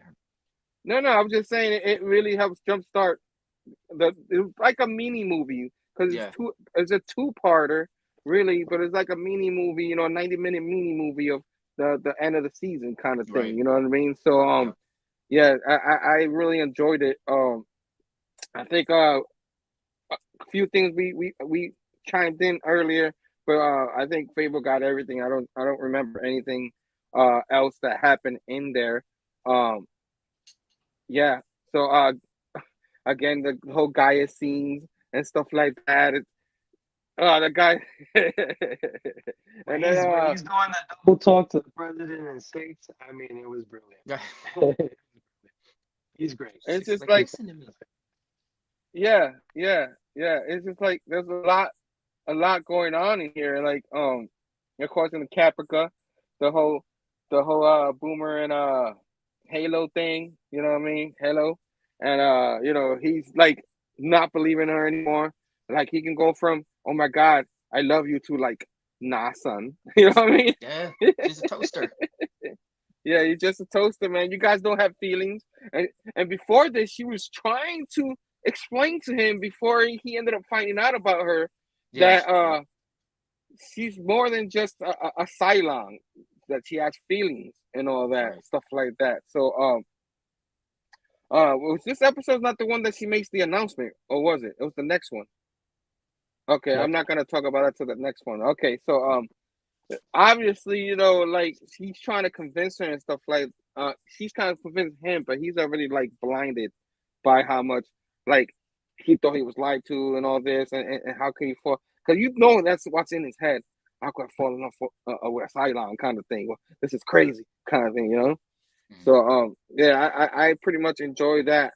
So I'm guessing I'm talking. My favorite scene is their confrontation in this episode, because you see her like acting, like she could have killed him. You know what I mean? She could have killed him and she didn't. You know what I mean? And you get more of that, like looking at him that way, but he's mad. So I guess I'll talk that, and I guess I'll talk to my ratings since I already started. I rate this one another 4.5 because a lot happened. I was thinking, is it a 4 or 5? A 4 or 5? And as we talking about it, it's like, nah, there's too much that goes on in this episode. There's like not a dull moment in this episode. You know what I'm saying? So I give it a 4.5, a solid episode. Me saying that, I guess I'll go back to Brother Joe, the birthday boy. You know what I mean? What's your favorite scene, and what do you rank this episode? My favorite scene was the president and Six and Gaius in that room talking because there's the president has there, and so that Gaius, man, I would think he was crazy if somebody was like that talking around me and shit. I said, man, you is crazy, but he's in a full-fledged argument with people and shit and saying stuff, and people are just like, okay, you're a genius. I get it. Yeah. It makes you think now with real life, when you see people do that, are they talking to a Cylon in their head? You know what I mean? And so all right, well, what do you rank it? A 4. A 4? Okay. Solid grade. Good job, Brother Joe. Steph, what's your favorite scene, and what do you rank it? My favorite scene was probably, so I get it's my favorite scenes are some weird stretch favorite scenes. Probably when Apollo decked Boomer or Starboy. It was like, because it was such a reaction. Like he didn't hesitate at all. He was like, "Pop, are you good? Or you want some more?" Like they're like, "Okay, we're cool. We have an understanding." Rating wise, I would give this like Herm said, 4.5. There was a lot of moving pieces. Again, I think this episode kind of started like a fracturing of relationships that, between characters. Gaius, Lee, Rosalind. Well, I mean, it started earlier, but Rosalind and Adama, Starbuck and Lee, Starbuck and Adama, there's just a lot of like relationships that were kind of like close up until this point that start to kind of like get cracks, and they start not to trust each other. And you could tell this plays off in the future seasons, like the routes these characters are going, And yeah, I have 4.5. That was set up a big moving piece, and it definitely laid the groundwork for the end of the next episode, which we'll get into. So I'm like dying to talk about it. I'm like, Phable, your favorite scene, and what do you rank it? I like the way this episode opens. I like the great montage opening. in the beginning. I love that little melody that plays. It's the same melody that ends the second episode of the two-parter, so you can tell this was meant to be one whole thing. The way it opens and closes from both of those episodes. So yeah, I just like that whole scene. I like how the story's told there, right? It's a lot going on without really much words, right? You're getting a lot out of it. So I always appreciate scenes like that. And I'm going to give it a 4.5 backlogs, man. So, Stef, what's that average again? What's that, for with a 4.5? Math is not my strong subject, but I will. All right, so it's a 5, 7. 4 point. Wait. 4.69. Man, phenomenal episode. Like, talk about all that scene, the symphony and all that in the beginning. The scene with Starbucks and Gaius was pretty funny in the beginning too. That's one of my favorite things too. You know what I mean? Like I thought it was Apollo and it was him, and the whole how he tells her, how she tells him that, he's like, what the hell? You know what I mean? That whole after it happened when she screamed at Lee's name, it was just like they both had that look on their face, like, I regret this. It was situation. so awkward. Yeah. total turn down and all that. He just had to like grab her clothes. He didn't even get dressed. He just grabbed her clothes and cover and just walked away. That was the ego punch for Gaius, though, because he's so used to having things thrown at him and laid at his feet that he just ascended to vice presidency, and he's still not in, like, he's still not in her mind as they're making love. So that was like a big ego punch to his ass. So he was feeling salty. Yeah, there you go. That's what you get, guys. You know what I mean? So all right, so I guess part 2 of the Kubo's Last Gleaming part 2. So I guess I'm covering this one the best of my ability. You guys know I'm all over the place. So Phable or Stef or Brother Joe, anything I miss, don't just stop me. You know what I'm saying? So so here we go. Let me see my notes, because my notes ain't the greatest. But it starts in the at the crash site. Like they all crash and they're all in trouble. There's a fire in the thing. Everybody's trying to get out. And the guy that plays Doomsday, I'm gonna keep calling him Doomsday because I keep forgetting his name. You know what I mean? Doomsday comes and talks. What his name? Crash. Like okay, Crash.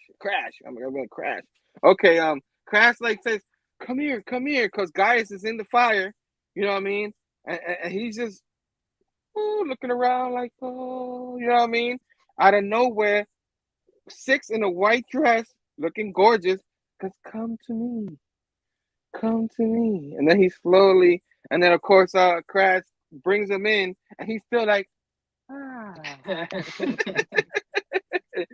So pulls him out. Crash is looking at him like, what the hell? You know what I mean? Like, what are you doing? You know what I'm saying? Right. And sorry. So Gaius, like, after they all do that, Gaius starts walking around, you know what I mean? And out of nowhere, he plumps down backwards, you know what I mean? Like in the days. I liked, to interject real quick, I liked that scene of him laying in the grass. Very, there's something to that, without giving away too much, that scene is religious overtones. Yes, sir. Yeah, absolutely. You guys still can hear me? It's like No, weird. like going to Okay. slow-mo. Yeah, it sounds a little robot. I'm going to slow. Okay. You hear me now? No. It's like a little delayed. Low. Happened in a while. Hold on, let me see if I see. Okay. Hello? Still, it's like Harry! like 6 seconds. We hear you, but you're in slow motion. Yeah. Hello?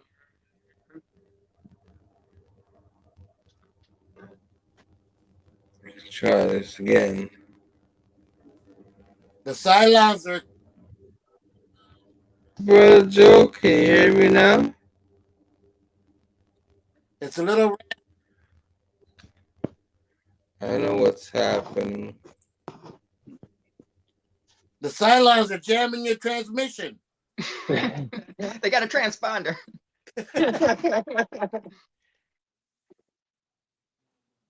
Now you're mute. Can you guys hear me? Now. Now you're good. All right. I think something with my I'm gonna put those back on a little later. But if you guys can hear me now, you know what I mean? There's also I get on the top of this, there's an update on it. So every time I turn around, there's an update. So update your machine, you know what I'm saying? But keep on keeping on.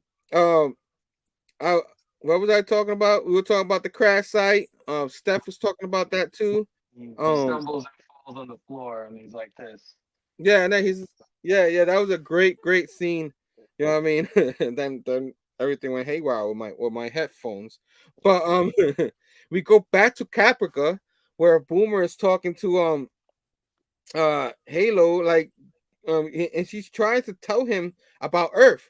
Like there is an Earth, there's a God, all that, and he just doesn't. He's not having it. He's like, you're a freaking machine, and and he always gives it feedback every time she tries. And I think this is the scene where she strikes back at him. I could be wrong. Where he tells her, she tells him, if it wasn't for me, you'd be dead. You know what I mean? They were looking for you. You know what I'm saying? But I kept you alive. So cut me some slack kind of thing. You know what I mean? You know what I'm saying? It's just like, you'd be dead if it wasn't for me. And he's in a confused state, like she's right, but like, no, you're a machine. You know what I mean? So you see that in his head. So the whole thing is driving him crazy. Which she is right. You know what I mean? And and tells him off. And then like we go over to Ty questioning Starbucks, questions about Starbucks in the jump back at the Galactica. You know what I'm saying? And then Obama told him, the president, while they start talking, you know what I mean, about the jump and all that, and about Obama's telling him, I keep saying Obama, I don't know why. The president. Obama. I thought I heard Obama too. I was like, yeah. All right. Obama was like, I don't know what happened and all that, and then the president calls him, kind of thing, you know what I mean? And then he tells Ty to listen in, you know what I'm saying? Because Ty's doesn't know what's going on and stuff like that. I know Phable probably got better notes than me, probably explain a little bit better on that scene than I can. Go ahead. Basically, Obama is upset because President Roslin sent Starbuck on the mission to get the arrow. His best pilot. So, right, and he already had told her, don't take a Raptor because I can't expend the Raptor for this religious, you know what I mean, myth legend thing that you're on, you know. So, as of now, like I'm terminating your presidency. He basically tells her, that's it. It's over. You're done. And she's like, well, if you're going to terminate my presidency, that means you got to come over here and arrest me. And so that's when he gives the order, like, get a team together, get over there and get her. Go get her, which is pretty intense. Like everything that's happening, like they don't need something like this to happen. But like, Yeah, he's right. stubborn, man. Very stubborn dude right now. A military way. It's You kind of gotta, you gotta understand, you know, because she's going off of hunches and visions and all this He's other going, stuff. He yeah, only knows what's real, what's in front exactly. of him. He's a yeah. man of war. He only believes in what's physical Stats and guns. You right. know what I mean? Things like that. So she's going off like, yeah, let me get one of your ships so I can go find this freaking admiral on this on our planet that we running from, right?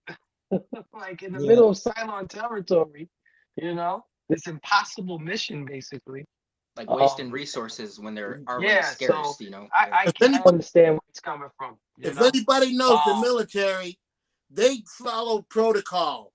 They have Right. some rules and regulations they follow. So when the president wanted to take that raider, he says, "Look, it's under military custody, man. You know, I can't allow that." Right. But she takes it anyway, and that's what. Oh shit! You just But it's also kind of reversed now because before she was telling him stop taking risks and having people Yeah. killed, and now Yep. she's doing it. You know what I mean? Kind of thing. So it's like Roles reversed. tables have turned, you know, kind of thing. You know what I'm saying? But you kind of like, I thought to myself, well, this is a different situation. All these rules happen where there was a lot of people. There's not a lot of people anymore. You know what I mean? Right. They got to make moves. Like, what if this is a possibility? If this is real, you know what I mean? They have to go for it. They can't stay in space forever. You know what I mean? They got to find a planet. You know, at least that's how I'm thinking the president's thinking. You know what I'm saying? mm-hmm. Well, I guess to each his own, right?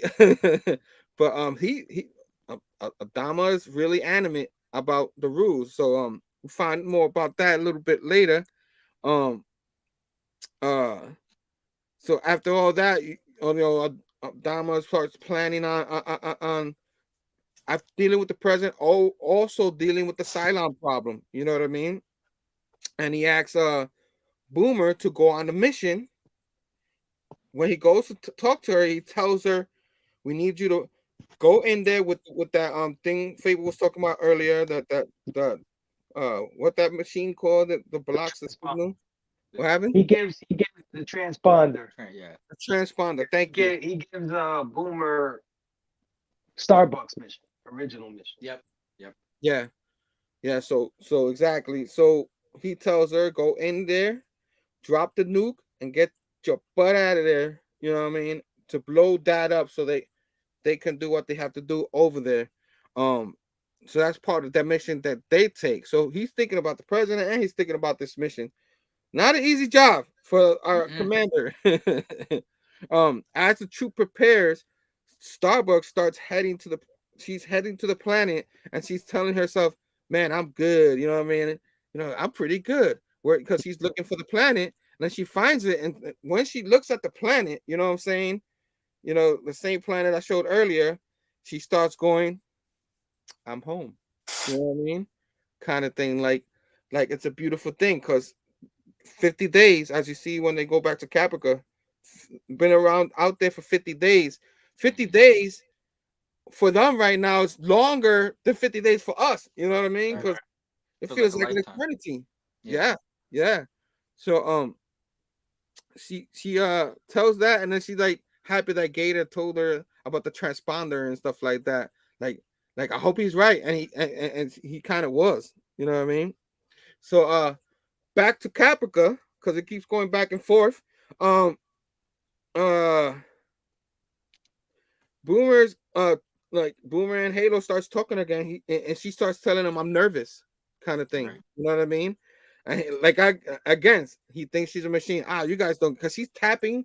She's like, "I'm nervous." She always telling him, "Yo, I get cold too." That's what she said the last time. Yeah. And she tells her, she tells him, "My feelings are real." You know what I mean? For what I felt about you. What I felt about you are real. You know, whether you believe it or not. He does not want to believe that. And he says, "I love you." And then he tells her, "I don't love you. I love what I thought you were." You know what I mean? It's kind of like messed up because you know, she really has feelings. And now the worst part about it, she yells at him and goes, "You know what? I'm pregnant." You know what I'm saying? I was like, Boom. Yeah.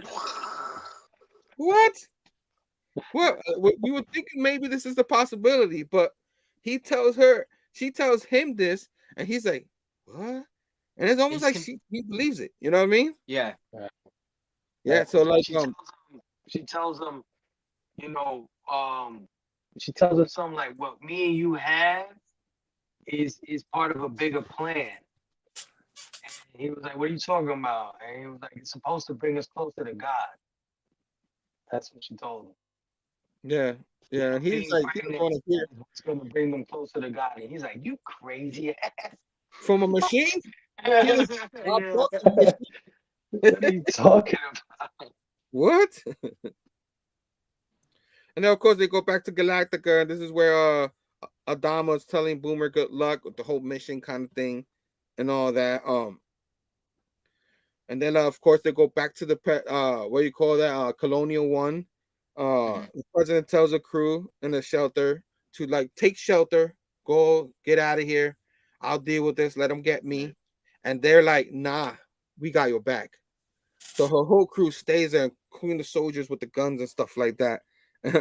While Adama, said Bomber again, tells crew to call, tells the crew to call him. You know what I mean? Because he's trying to make sure, like, she changed her mind. That way they don't have to do force and stuff like that. So and Apollo's with the president. Yeah. Switching, Yeah. So Apollo, we'll get there. Then we go back to Starbucks and the planet, you know what I mean, Kobu, and you see her going through some of the ruins and going inside, and she stops. She gives herself an injection. You know, I guess what happened? Radiation meds. Yeah, there you go. She gives that injection, so you see her do that. And then go back to Boomer, the Boomer from Galactica. And they're hoping that the scrambler, you know what I'm saying, the trans whatever, I keep getting the name wrong, but you know what I mean, works, and it does. They pass, the Cylons, they go past them, vroom, vroom, vroom, and they start driving in there, you know what I mean. Then back in Kobu, you know what I mean, Crash and the Chief, they're trying to make a plan and stuff like that. But Crash kind of like wants, like, they have a conversation like that, and he kind of wants to go past the mountains and stuff like that. And the Chief is telling him, yo, that's not a good idea, kind of thing. Right. You're gonna get us caught by the Cylon. And he's not digging it, man. He's just telling him, a chief, telling a soldier, I mean, that actually goes out there and knows what he's doing, what to do, kind of thing. Kind of pisses him off, and he walks away, like, kind of pissed, but he was kind of right, you know what I mean? Yeah.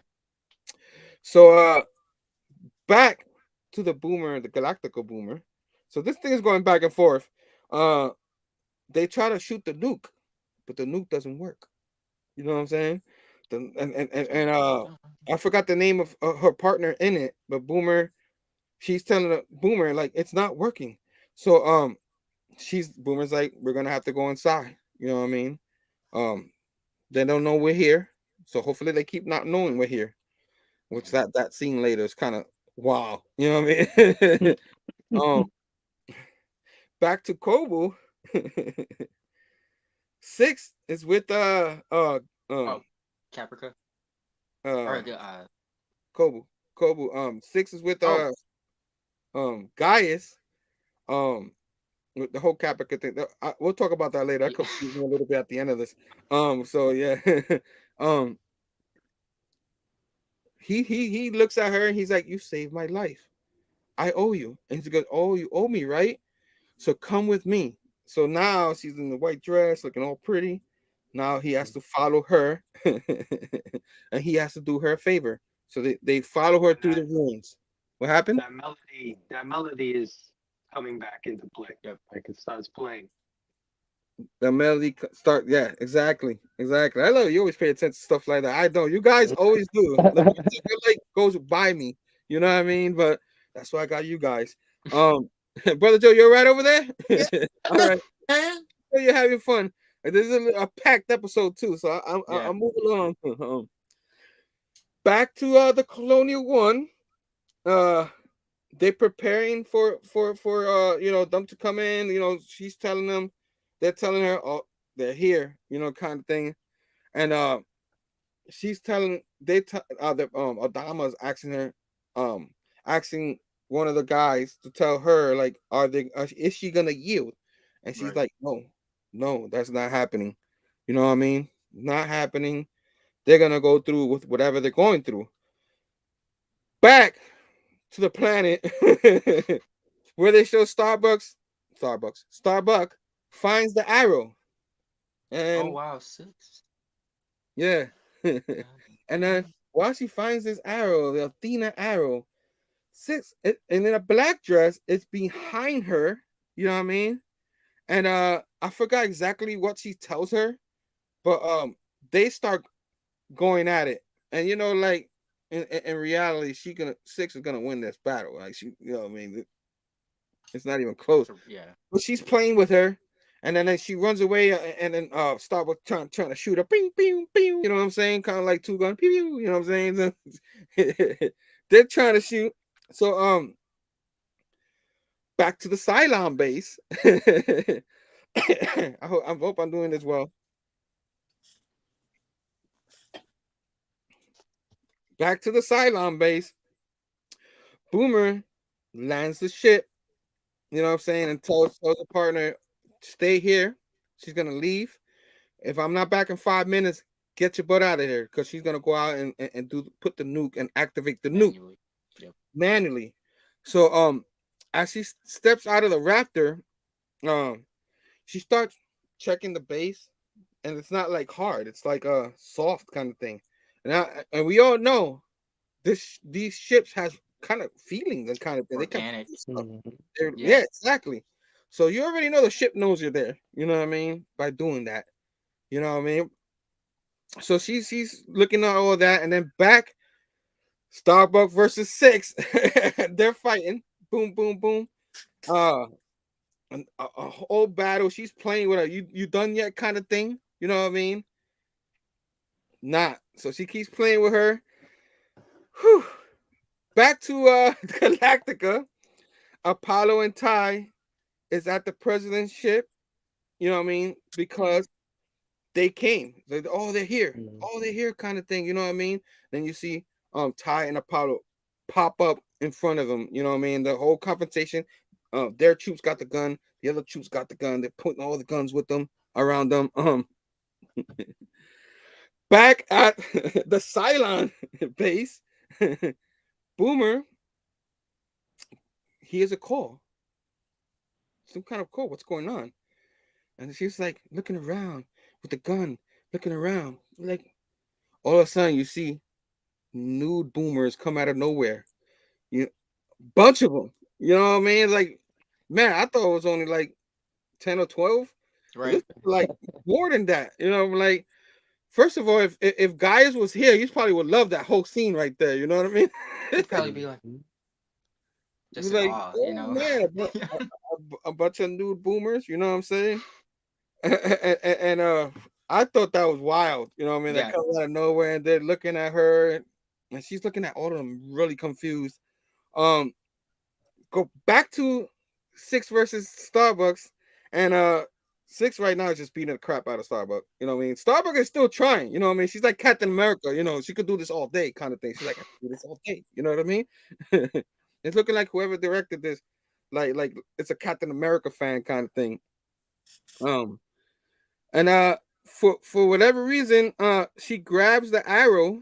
You know what I mean? Starbucks, and then you see the other boomer, the Capital boomer, with Halo, right? He's looking at, and he's like, "Oh, Starbuck," and you see Starbuck just speared like Goldberg. You know what I'm saying? Roman Reigns speared 6 into the ground, into the next ground, kind of like wiping her out, like that kind of thing. Whew, did I tell you this episode's pretty long? A lot of crap happens. Back at the Colonial One, Apollo chooses not to arrest the president.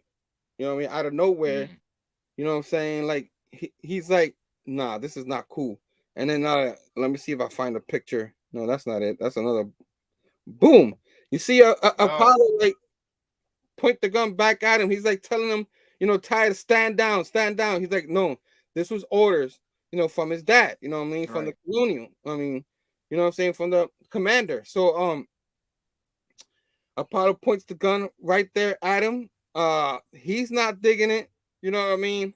And he goes, now we gotta arrest you. And he goes, fine. And right when they were gonna like go at it, you know what I mean?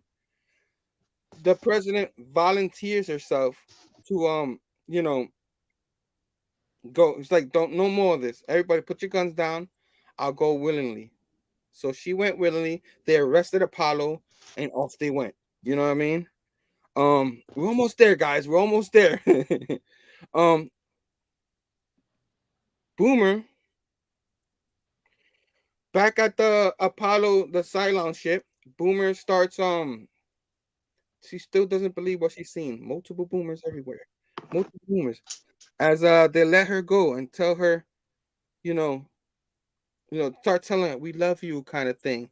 They say more things, but Boomer's like she still can't believe it. She's like, I grew up here, I was born here, I grew up here. Her fake life or whatever, or maybe it wasn't fake, it was just Cylon life, you know what I mean? As a Cylon, her life. They all tell, oh, but we love you. They let them escape, and as she's escaping, you see them, look at the nuke, and they're looking down at the nuke, all the different boomers, and the ship goes, you know what I'm saying? The ship explodes, the nuke goes, you know what I mean? So that happens. Back at Galactica, Obama, orders the president to go to the brick and wants Apollo to come to the command center. You know what I mean? What is this, Power Rangers now? But but where they're at, I keep forgetting where that the main computer room is. But so that happens. He makes that demand. Then they get the message from Boomer. Mission complete. Yay! They start celebrating. All this happening, like good and bad. Good and bad. But they're celebrating mission complete and all that. Back, which just kind of confused me a little bit. Back to Kovar, you know what I'm saying? Hello helps Starbuck up kind of way, and they're happy to, oh my god, I'm so happy to see you and all that. Oh, and then Starbuck sees Boomer. Oh, she's a Cylon. Ready to shoot. And he's like, no, you can't shoot her. She's pregnant. Right. Yeah. What? You know what I'm saying? And of course, Six is dead down there because she got speared by Roman Starbucks. You know what I'm saying? But that happens and all that, and she's confused. She starts Starbucks starts crying, you know what I mean, and all that, all confused kind of thing. Which that whole scene right there, I need to be explained because it's kind of confused me too. We'll talk about that in a minute. Let me finish the episode. I'm almost there. Brother Joe, hang in there. You know what I'm saying? Six leads Gaius through the ruins into the stage. Starts talking about you're the chosen one, the whatever, and all that. I'll let Phable elaborate. You know what I mean? I'm sure he had it in his notes, or Stef, if you have anything. But you already know that he's showing her the way. He's showing him. She's showing him the way, kind of thing.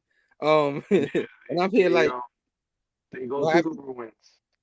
They're walking through the ruins, and as they're walking through the ruins, Gaius sees the ruins as it used to look, which is this grand opera house. Yeah, there you go. And that melody is playing again. They're playing again. She touches on it. He's like, "Oh, that's the music of when God's music or something like that. Yeah. The notes of life or something like that." She says, and then she goes up to this altar, and there's this thing on the altar, and they don't really show it to you. They just show that it glows, like it has a light emanating from it. And she's like, "Look, guys, this is what everything's about. Isn't she beautiful?" And then he just looks at it and whatever they're looking at, and it's like almost he's moved to tears almost. And then he just turns around and kisses Six. And that's how that scene goes out. Yeah, beautiful scene. They're in their own world right now, doing what they're doing, and while they're in their own world, we go back to Galactica, where they show Adama leading the president to the cell. They don't even say anything. She willingly goes in there. He looks at her like in shame. You know what I mean? He comes back, you know what I mean, and looks at Apollo. Then he goes over to celebrate Boomer and the partner. Oh, congratulations and all that. And then out of nowhere, you know what I'm saying? Let me see if I have it on here. No, I don't have that part. I mean, they're congratulating them and all that stuff like that. And I'm really sure this is the scene from that particular episode, but that's what I found. She ends up grabbing a gun and shooting Adama. You know what I'm saying? And I'm just like, what?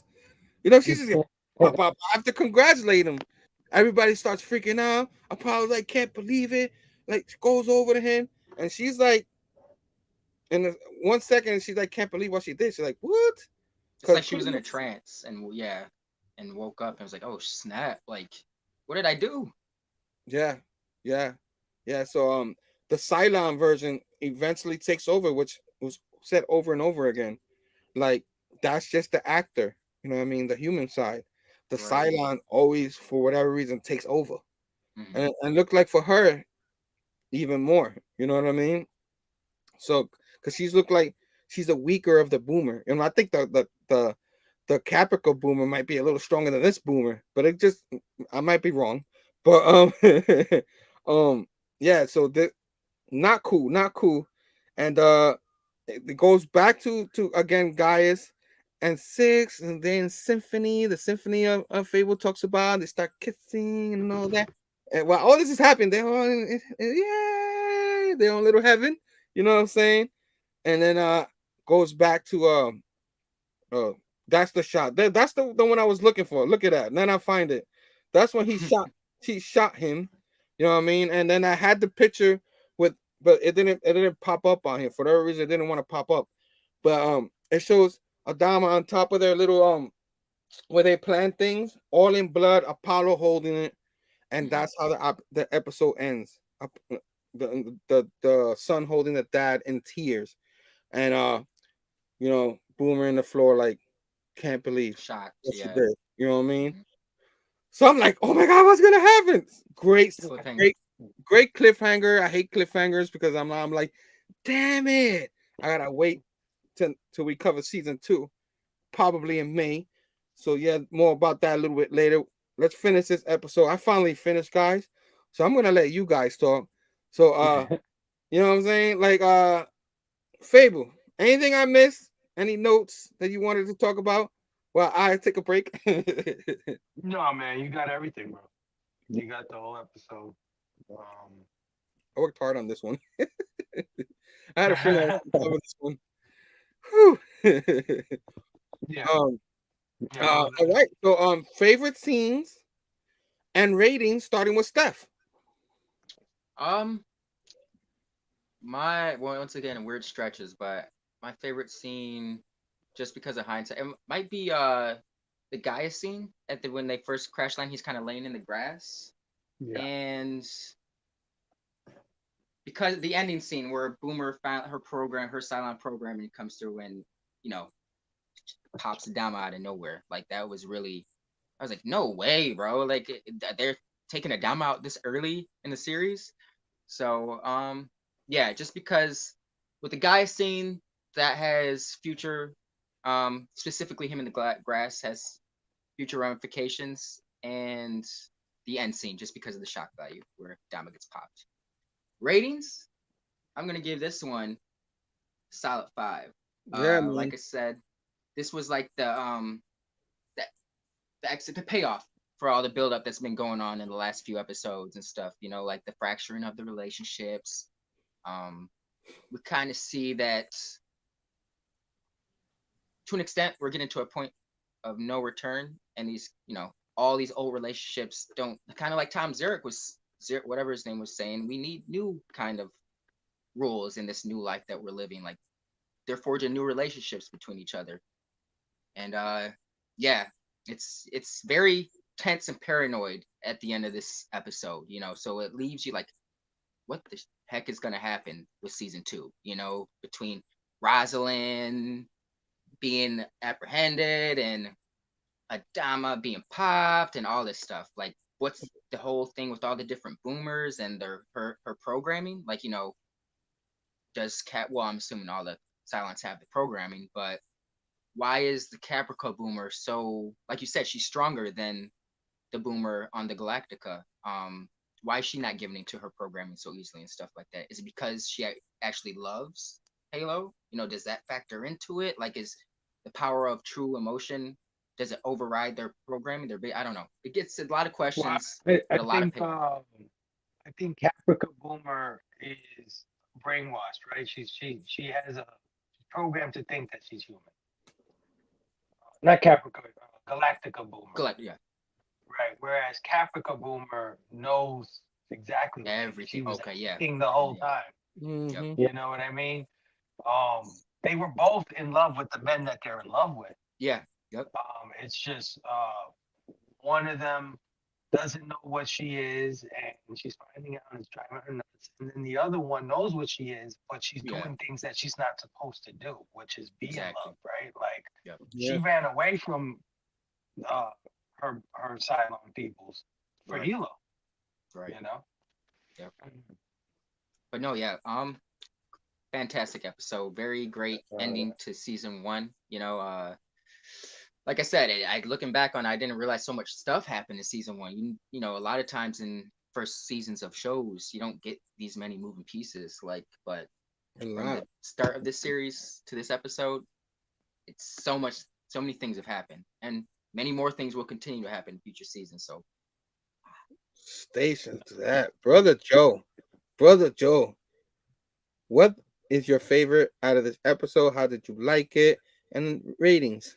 Well, I wanted to say that Boomer from Galactica in the previous episodes, you could see her breaking down a little bit, because I don't know who she was talking to or somebody, but she said she had a feeling that she was going to kill somebody, or she was going to kill herself or something like that. She was having these feelings.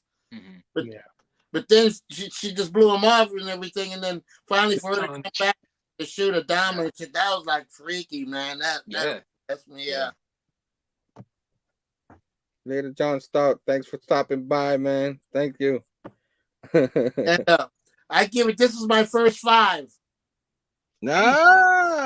Station. But you're right, man. Those cliffhangers are a mother.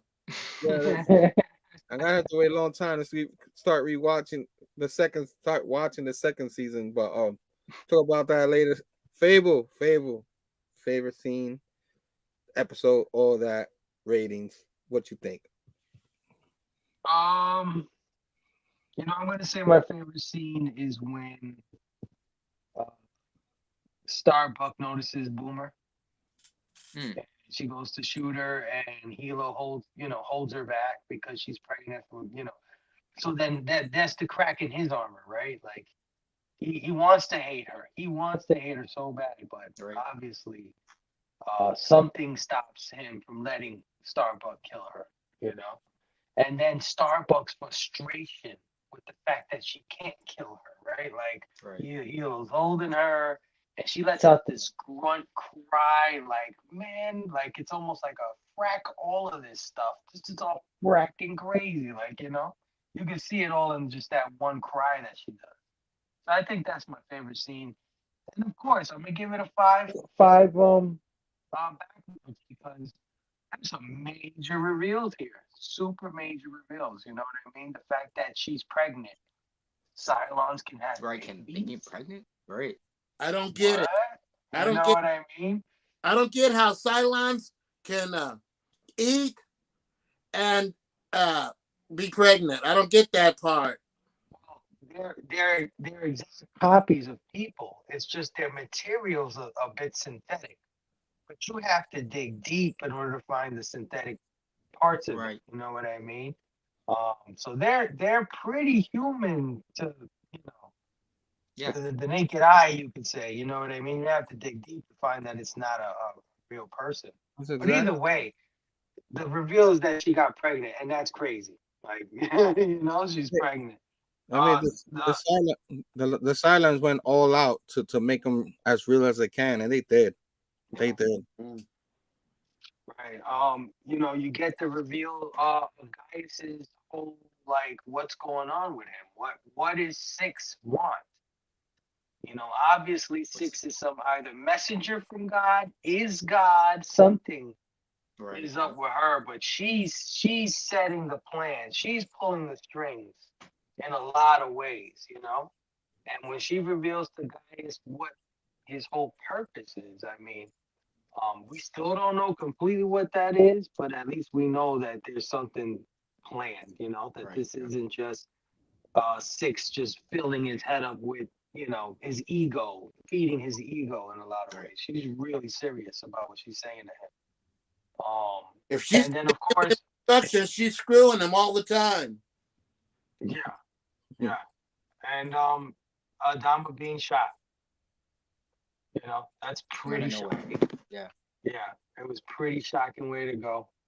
How to end this thing, And she got him good. She shot him twice, So we got to see. Does he survive? What happens next? It's a Right. crazy cliffhanger. And yeah, because of all of those things. And like I said, the whole tie-in to the part one with the melodies and the way that's all directed and everything. Yeah, 5 backlogs for sure. Station. Yeah, man. This, as you saw, this was like the longest review out of the other episode because a lot happened in these. Lot of pieces started getting put together, and like the back and forth and stuff like that.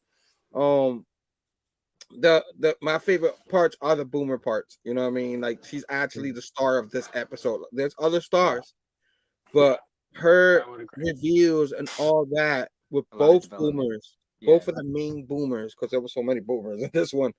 You know what I mean? With Starbucks figuring out that she's a Cylon, which probably like blew my mind. Like how she figured, would I miss something, or she figured out quick because the other boomer is not there. Yeah, she said she saw a boomer on the yeah. Galactica, so she's like, there's no way she can come be on Caprica when I just saw her on Galactica, So Mhm.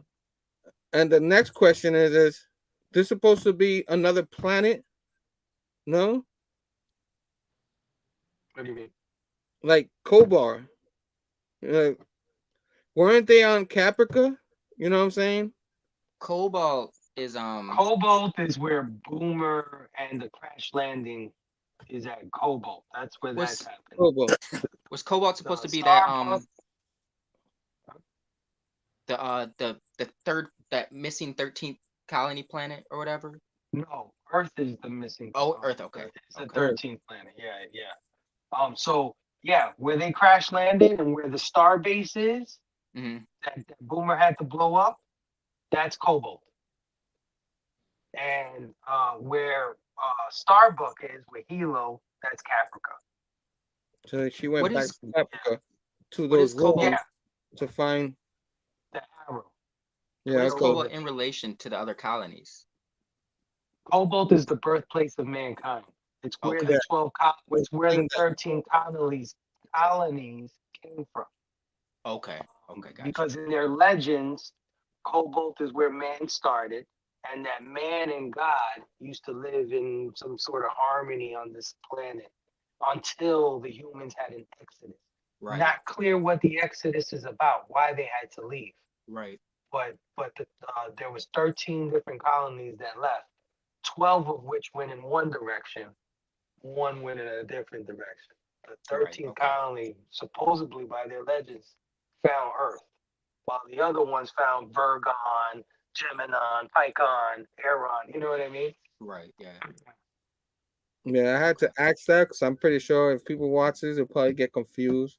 Yeah, All I that. was confused. I'm I was a watching little it. confused. I figured that a little bit, but I was like, I was just waiting until I talk to Caprica's you guys. brownish. Yeah, Isn't Caprica's kind of brownish because of the radiation? radiation. It's really browny and cloudy and ugly from the outside. Where Cobalt looks like Earth. Cobalt just dead looks like Earth. It's green and blue, you know.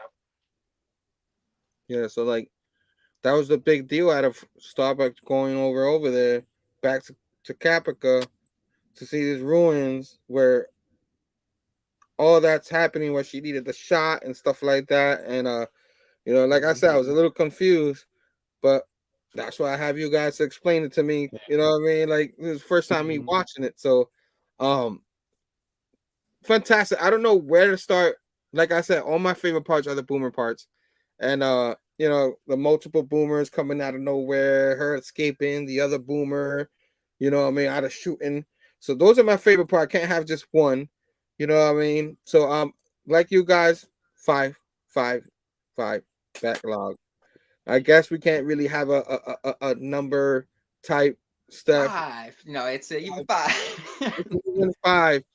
But man, um, recap of the whole season. It was a phenomenal season. I know not every episode was a 5, but it was close. Yeah. So even though not every episode was a 5, I thought the season was a 5. You know what I mean? Absolutely.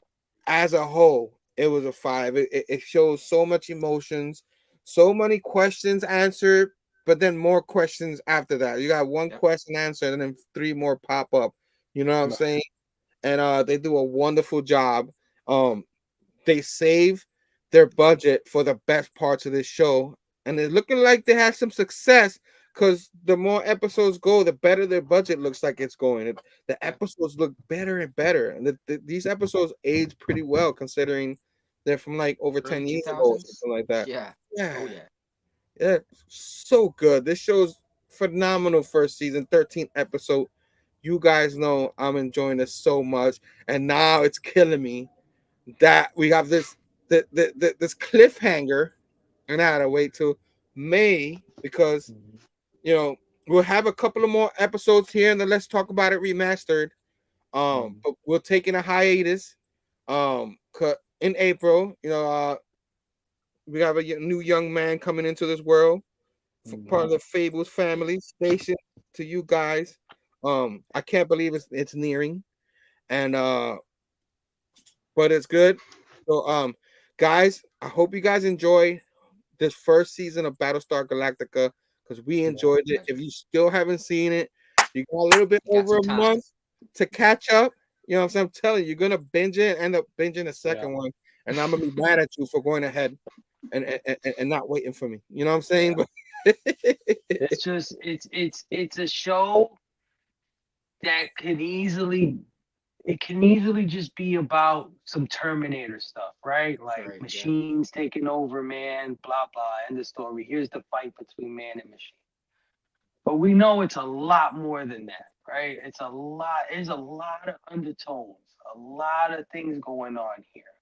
One could look at the relationship between Gaius and Six as a relationship between God and man. Right. For so There's many heavy side. Yeah. There's even a scene where she says, I don't care who you sleep with, Gaius. As long as you have my heart. As long as your heart is mine, like it belongs to me. That sounds like scripture. God says things like that in the Bible. You know what I mean? Believe in me, love me, only me, above all. And yes, you sin, and yes, you do all these things. Like Gaius most lies constantly, fornicates with several different women. Does not, you know what I mean? But always forgiven. Right. Yeah. Right. There's a lot going on there. For how sci-fi it can be sometimes, it gets pretty philosophical at the same time. Yeah. There's a lot of religious overtones and stuff, right? As you stated earlier and stuff. There ain't and no pull it off seamlessly. There ain't no chainsaws in it, but for sci-fi, it's suspenseful. Yeah, absolutely. Yeah. No, absolutely. Yes, sir. It's it's a really sophisticated science fiction, Absolutely. Yeah. Well said. but presented in a palatable way. It gives you a lot of sex, violence, intrigue, Action, suspense, yeah. suspense, action. It feeds all those things, but at the same time, it's telling this crazy complex story. And I think it's pure genius the way they feed that to Blend it. people. The way they, so that anybody can like it. Yep. It's genius. I'm sorry. It just I gush over the show because I think it's just up there in science fiction. Facts. Yeah, I agree.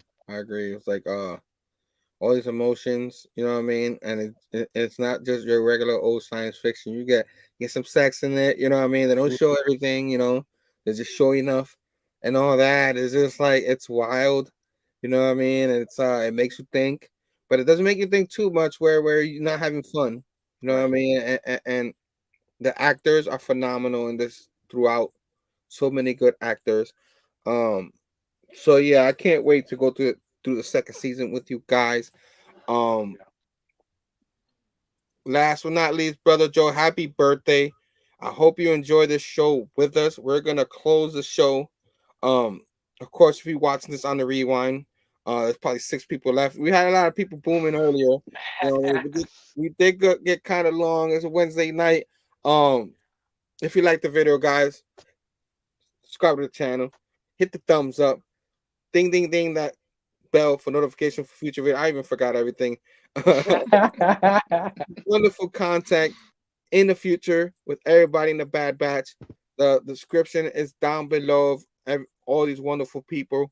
And thanks everybody who's in the chat. We saw a couple of people. Taqi, happy birthday, brother Joe. Fargate still in the house. You know what I mean? Bobby. Oh, Albert Langford, happy birthday, brother Joe. Yes, sir. John Stout left. John Comics with Kids. He was here earlier. Talk to the big llama. Said Big Herm always with the passion for the topic. Always fun. Thank you. Oh yeah. Thank you. Always appreciate that. Anybody who joined us, thank you so much. There was so many people up in there. And of course, next week, like I said earlier, we're gonna do let's talk about a remastered retro gaming Wednesday, March 16th, 8 p.m. Eastern. We're gonna have our guy Twitch. First appearance here on our show. I can't wait to have him. Wow. Been waiting to get him in there. We're gonna talk some news with him, a little bit of news. What he thought about all the news with everything, and also, we might have other guests. Who knows? But I can't wait to do that with you guys. And this, as soon as hopefully I can find it. Boom! This Sunday, I start playing Phable tonight. Link on myself. We have John Comics with Kids, and we're gonna review The Dark Knight. You know what I'm saying? So I'm pretty excited to go back and watch that movie. You know what I mean? Phenomenal movie. Batman. I love Batman. You know what I mean? After watching The Batman, you know what I mean? Phenomenal movie. I can't wait for it to come out on Blu-ray on 4K already. So I can't wait to buy it. You know what I mean? So April, it's gonna be on HBO. That kind of blew me away. Yeah. I thought they should have hold off on that a little bit longer because Yeah. it's doing well in the theater. You know what I mean? Yeah. Like, why do that? You know what I mean? And then with the prices jacked up, you know what I'm saying? That number is gonna be inflated a little bit because of that. Right. But people are still going to see it. You know what I mean? Yep. So and we didn't even discuss earlier. Like, we probably do that maybe in a future show, but because of that, now all the blockbusters, all the prices are gonna be skyrocket for every blockbuster, which is kind of like wild. You know what I mean? What you guys real quick thought about that? I won't name my movie theater, but they're so very lackadaisical about checking things, and I won't lie. When I saw the Batman, I paid for 2 tickets, kid prices, $8, and Nice. cheat the system, bro. Cheat the system. Yeah, especially if you're watching. I thought you were 14, Stef.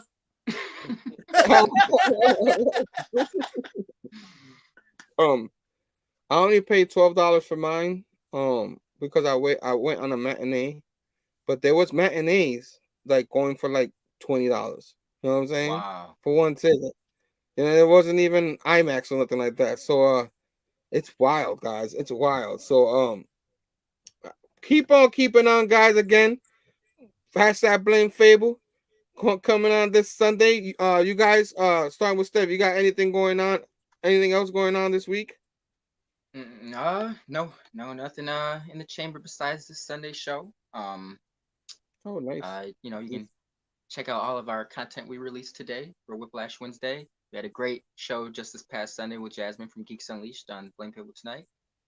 And yeah, that's about it. We'll see you guys Nice. Sunday. Anybody gonna be on our guy Dylan's? I think this is the one. I will be on that one. Dead and Buried. You help me remember the name. Yeah. Dylan, that son of a he's gonna have an awesome show. Usually you're on there a lot. Stef, Phable. Any other shows you're joining this week, or it's just straight to the Blame Phable show tonight show? I'm still, it's still early for me in the week. I'm still thinking about being on Dylan's. It just depends on how the week goes. But if I'm not on the show, I'm in the chat. One or the other with Dylan. So yeah, man. I work Saturday night, so I'm like, damn it. The one time I had a chance, I had to join the show. I had to get my tooth pulled. You know what I'm saying? Like, damn it. I couldn't talk. So yeah, just straight to Blame Phable. It's going to be great. All three of these guys that you see here with me will be there, and of course our guest John Comics with Kids, who's an awesome YouTuber. The community. He's big in the community. Everybody knows him. So I can't wait to chop it up with him and talk some The Dark Knight. I know that this is one of his favorite films. So I can't wait to hear his thoughts on, one of his favorite movies. Absolutely. Heck yeah. And Brother Joe, you got any wrestling shows coming up or anything like any pop up? I don't know about that. You just never know when I'll pop up. I'm the junior Stef man, so I'm just popping up whenever I can for right now. So you never know. Might be 1 o'clock in the morning. It might be 2 in the afternoon. You never know. There you go. I do have. I'm sorry. I just wanted to say, Brother Joe, it's been a pleasure past year. These past couple of years, getting to know you, having you as part of our crew. And now being on the show and singing us in and doing all these things. You like to call yourself the little fish, but to us, you're far from a little fish. And I can't see the PCP Army backlog, bro, bad, whatever you want to call it. I don't care. I can't see this crew without Brother Joe. So happy birthday, my brother. I love you so much. Everybody here loves you. And man, go follow Brother Joe on Instagram, man. He's awesome. It's not your average, comic book stuff. He does all kinds of things. Brother Joe collects everything and anything. You never know what he's going to pull out a collection of. So, again, happy birthday, Brother Joe. Much love, brother. Can I show you one thing real quick? Sure. Let me show you. See that? Nice.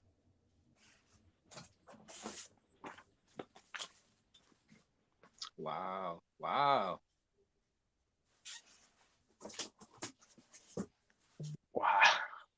Dang. I saw that Hulk, man. You got my address, right? Jeez, brother some Joe. Betty and Veronica's too? Right? Friend of mine had these in his basement for years, and he didn't want them anymore. He knew it was my birthday. He just gave me 100 comics for my birthday. Nice. His name is Casey Colbert. We know him as Patrick Colbert on your Blame Phable show. Oh, nice. Okay. I'll look out for him. Thank you, Patrick. Station to that, man.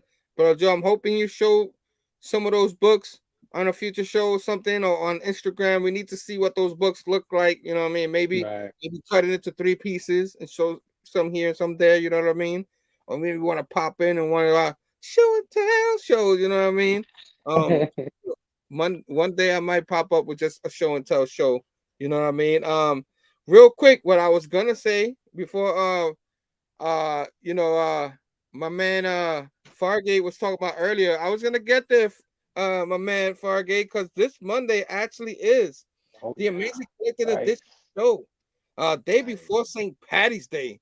You know what I'm saying? So yeah, I can't wait this Monday.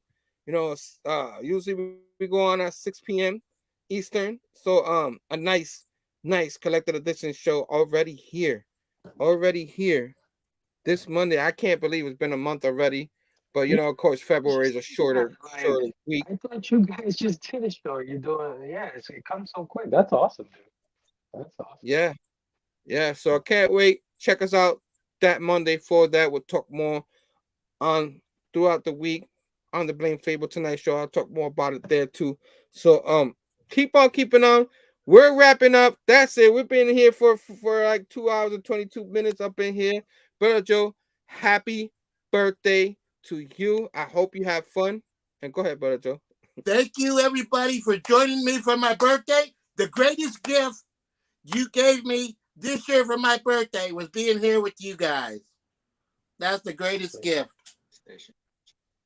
Station to you, Brother Joe. And to that, we say goodbye. So everybody, love you all. See you next time. Station and peace out. And happy birthday, Brother Joe. American hero. Happy birthday, Joe. Peace. Yeah. Let's go.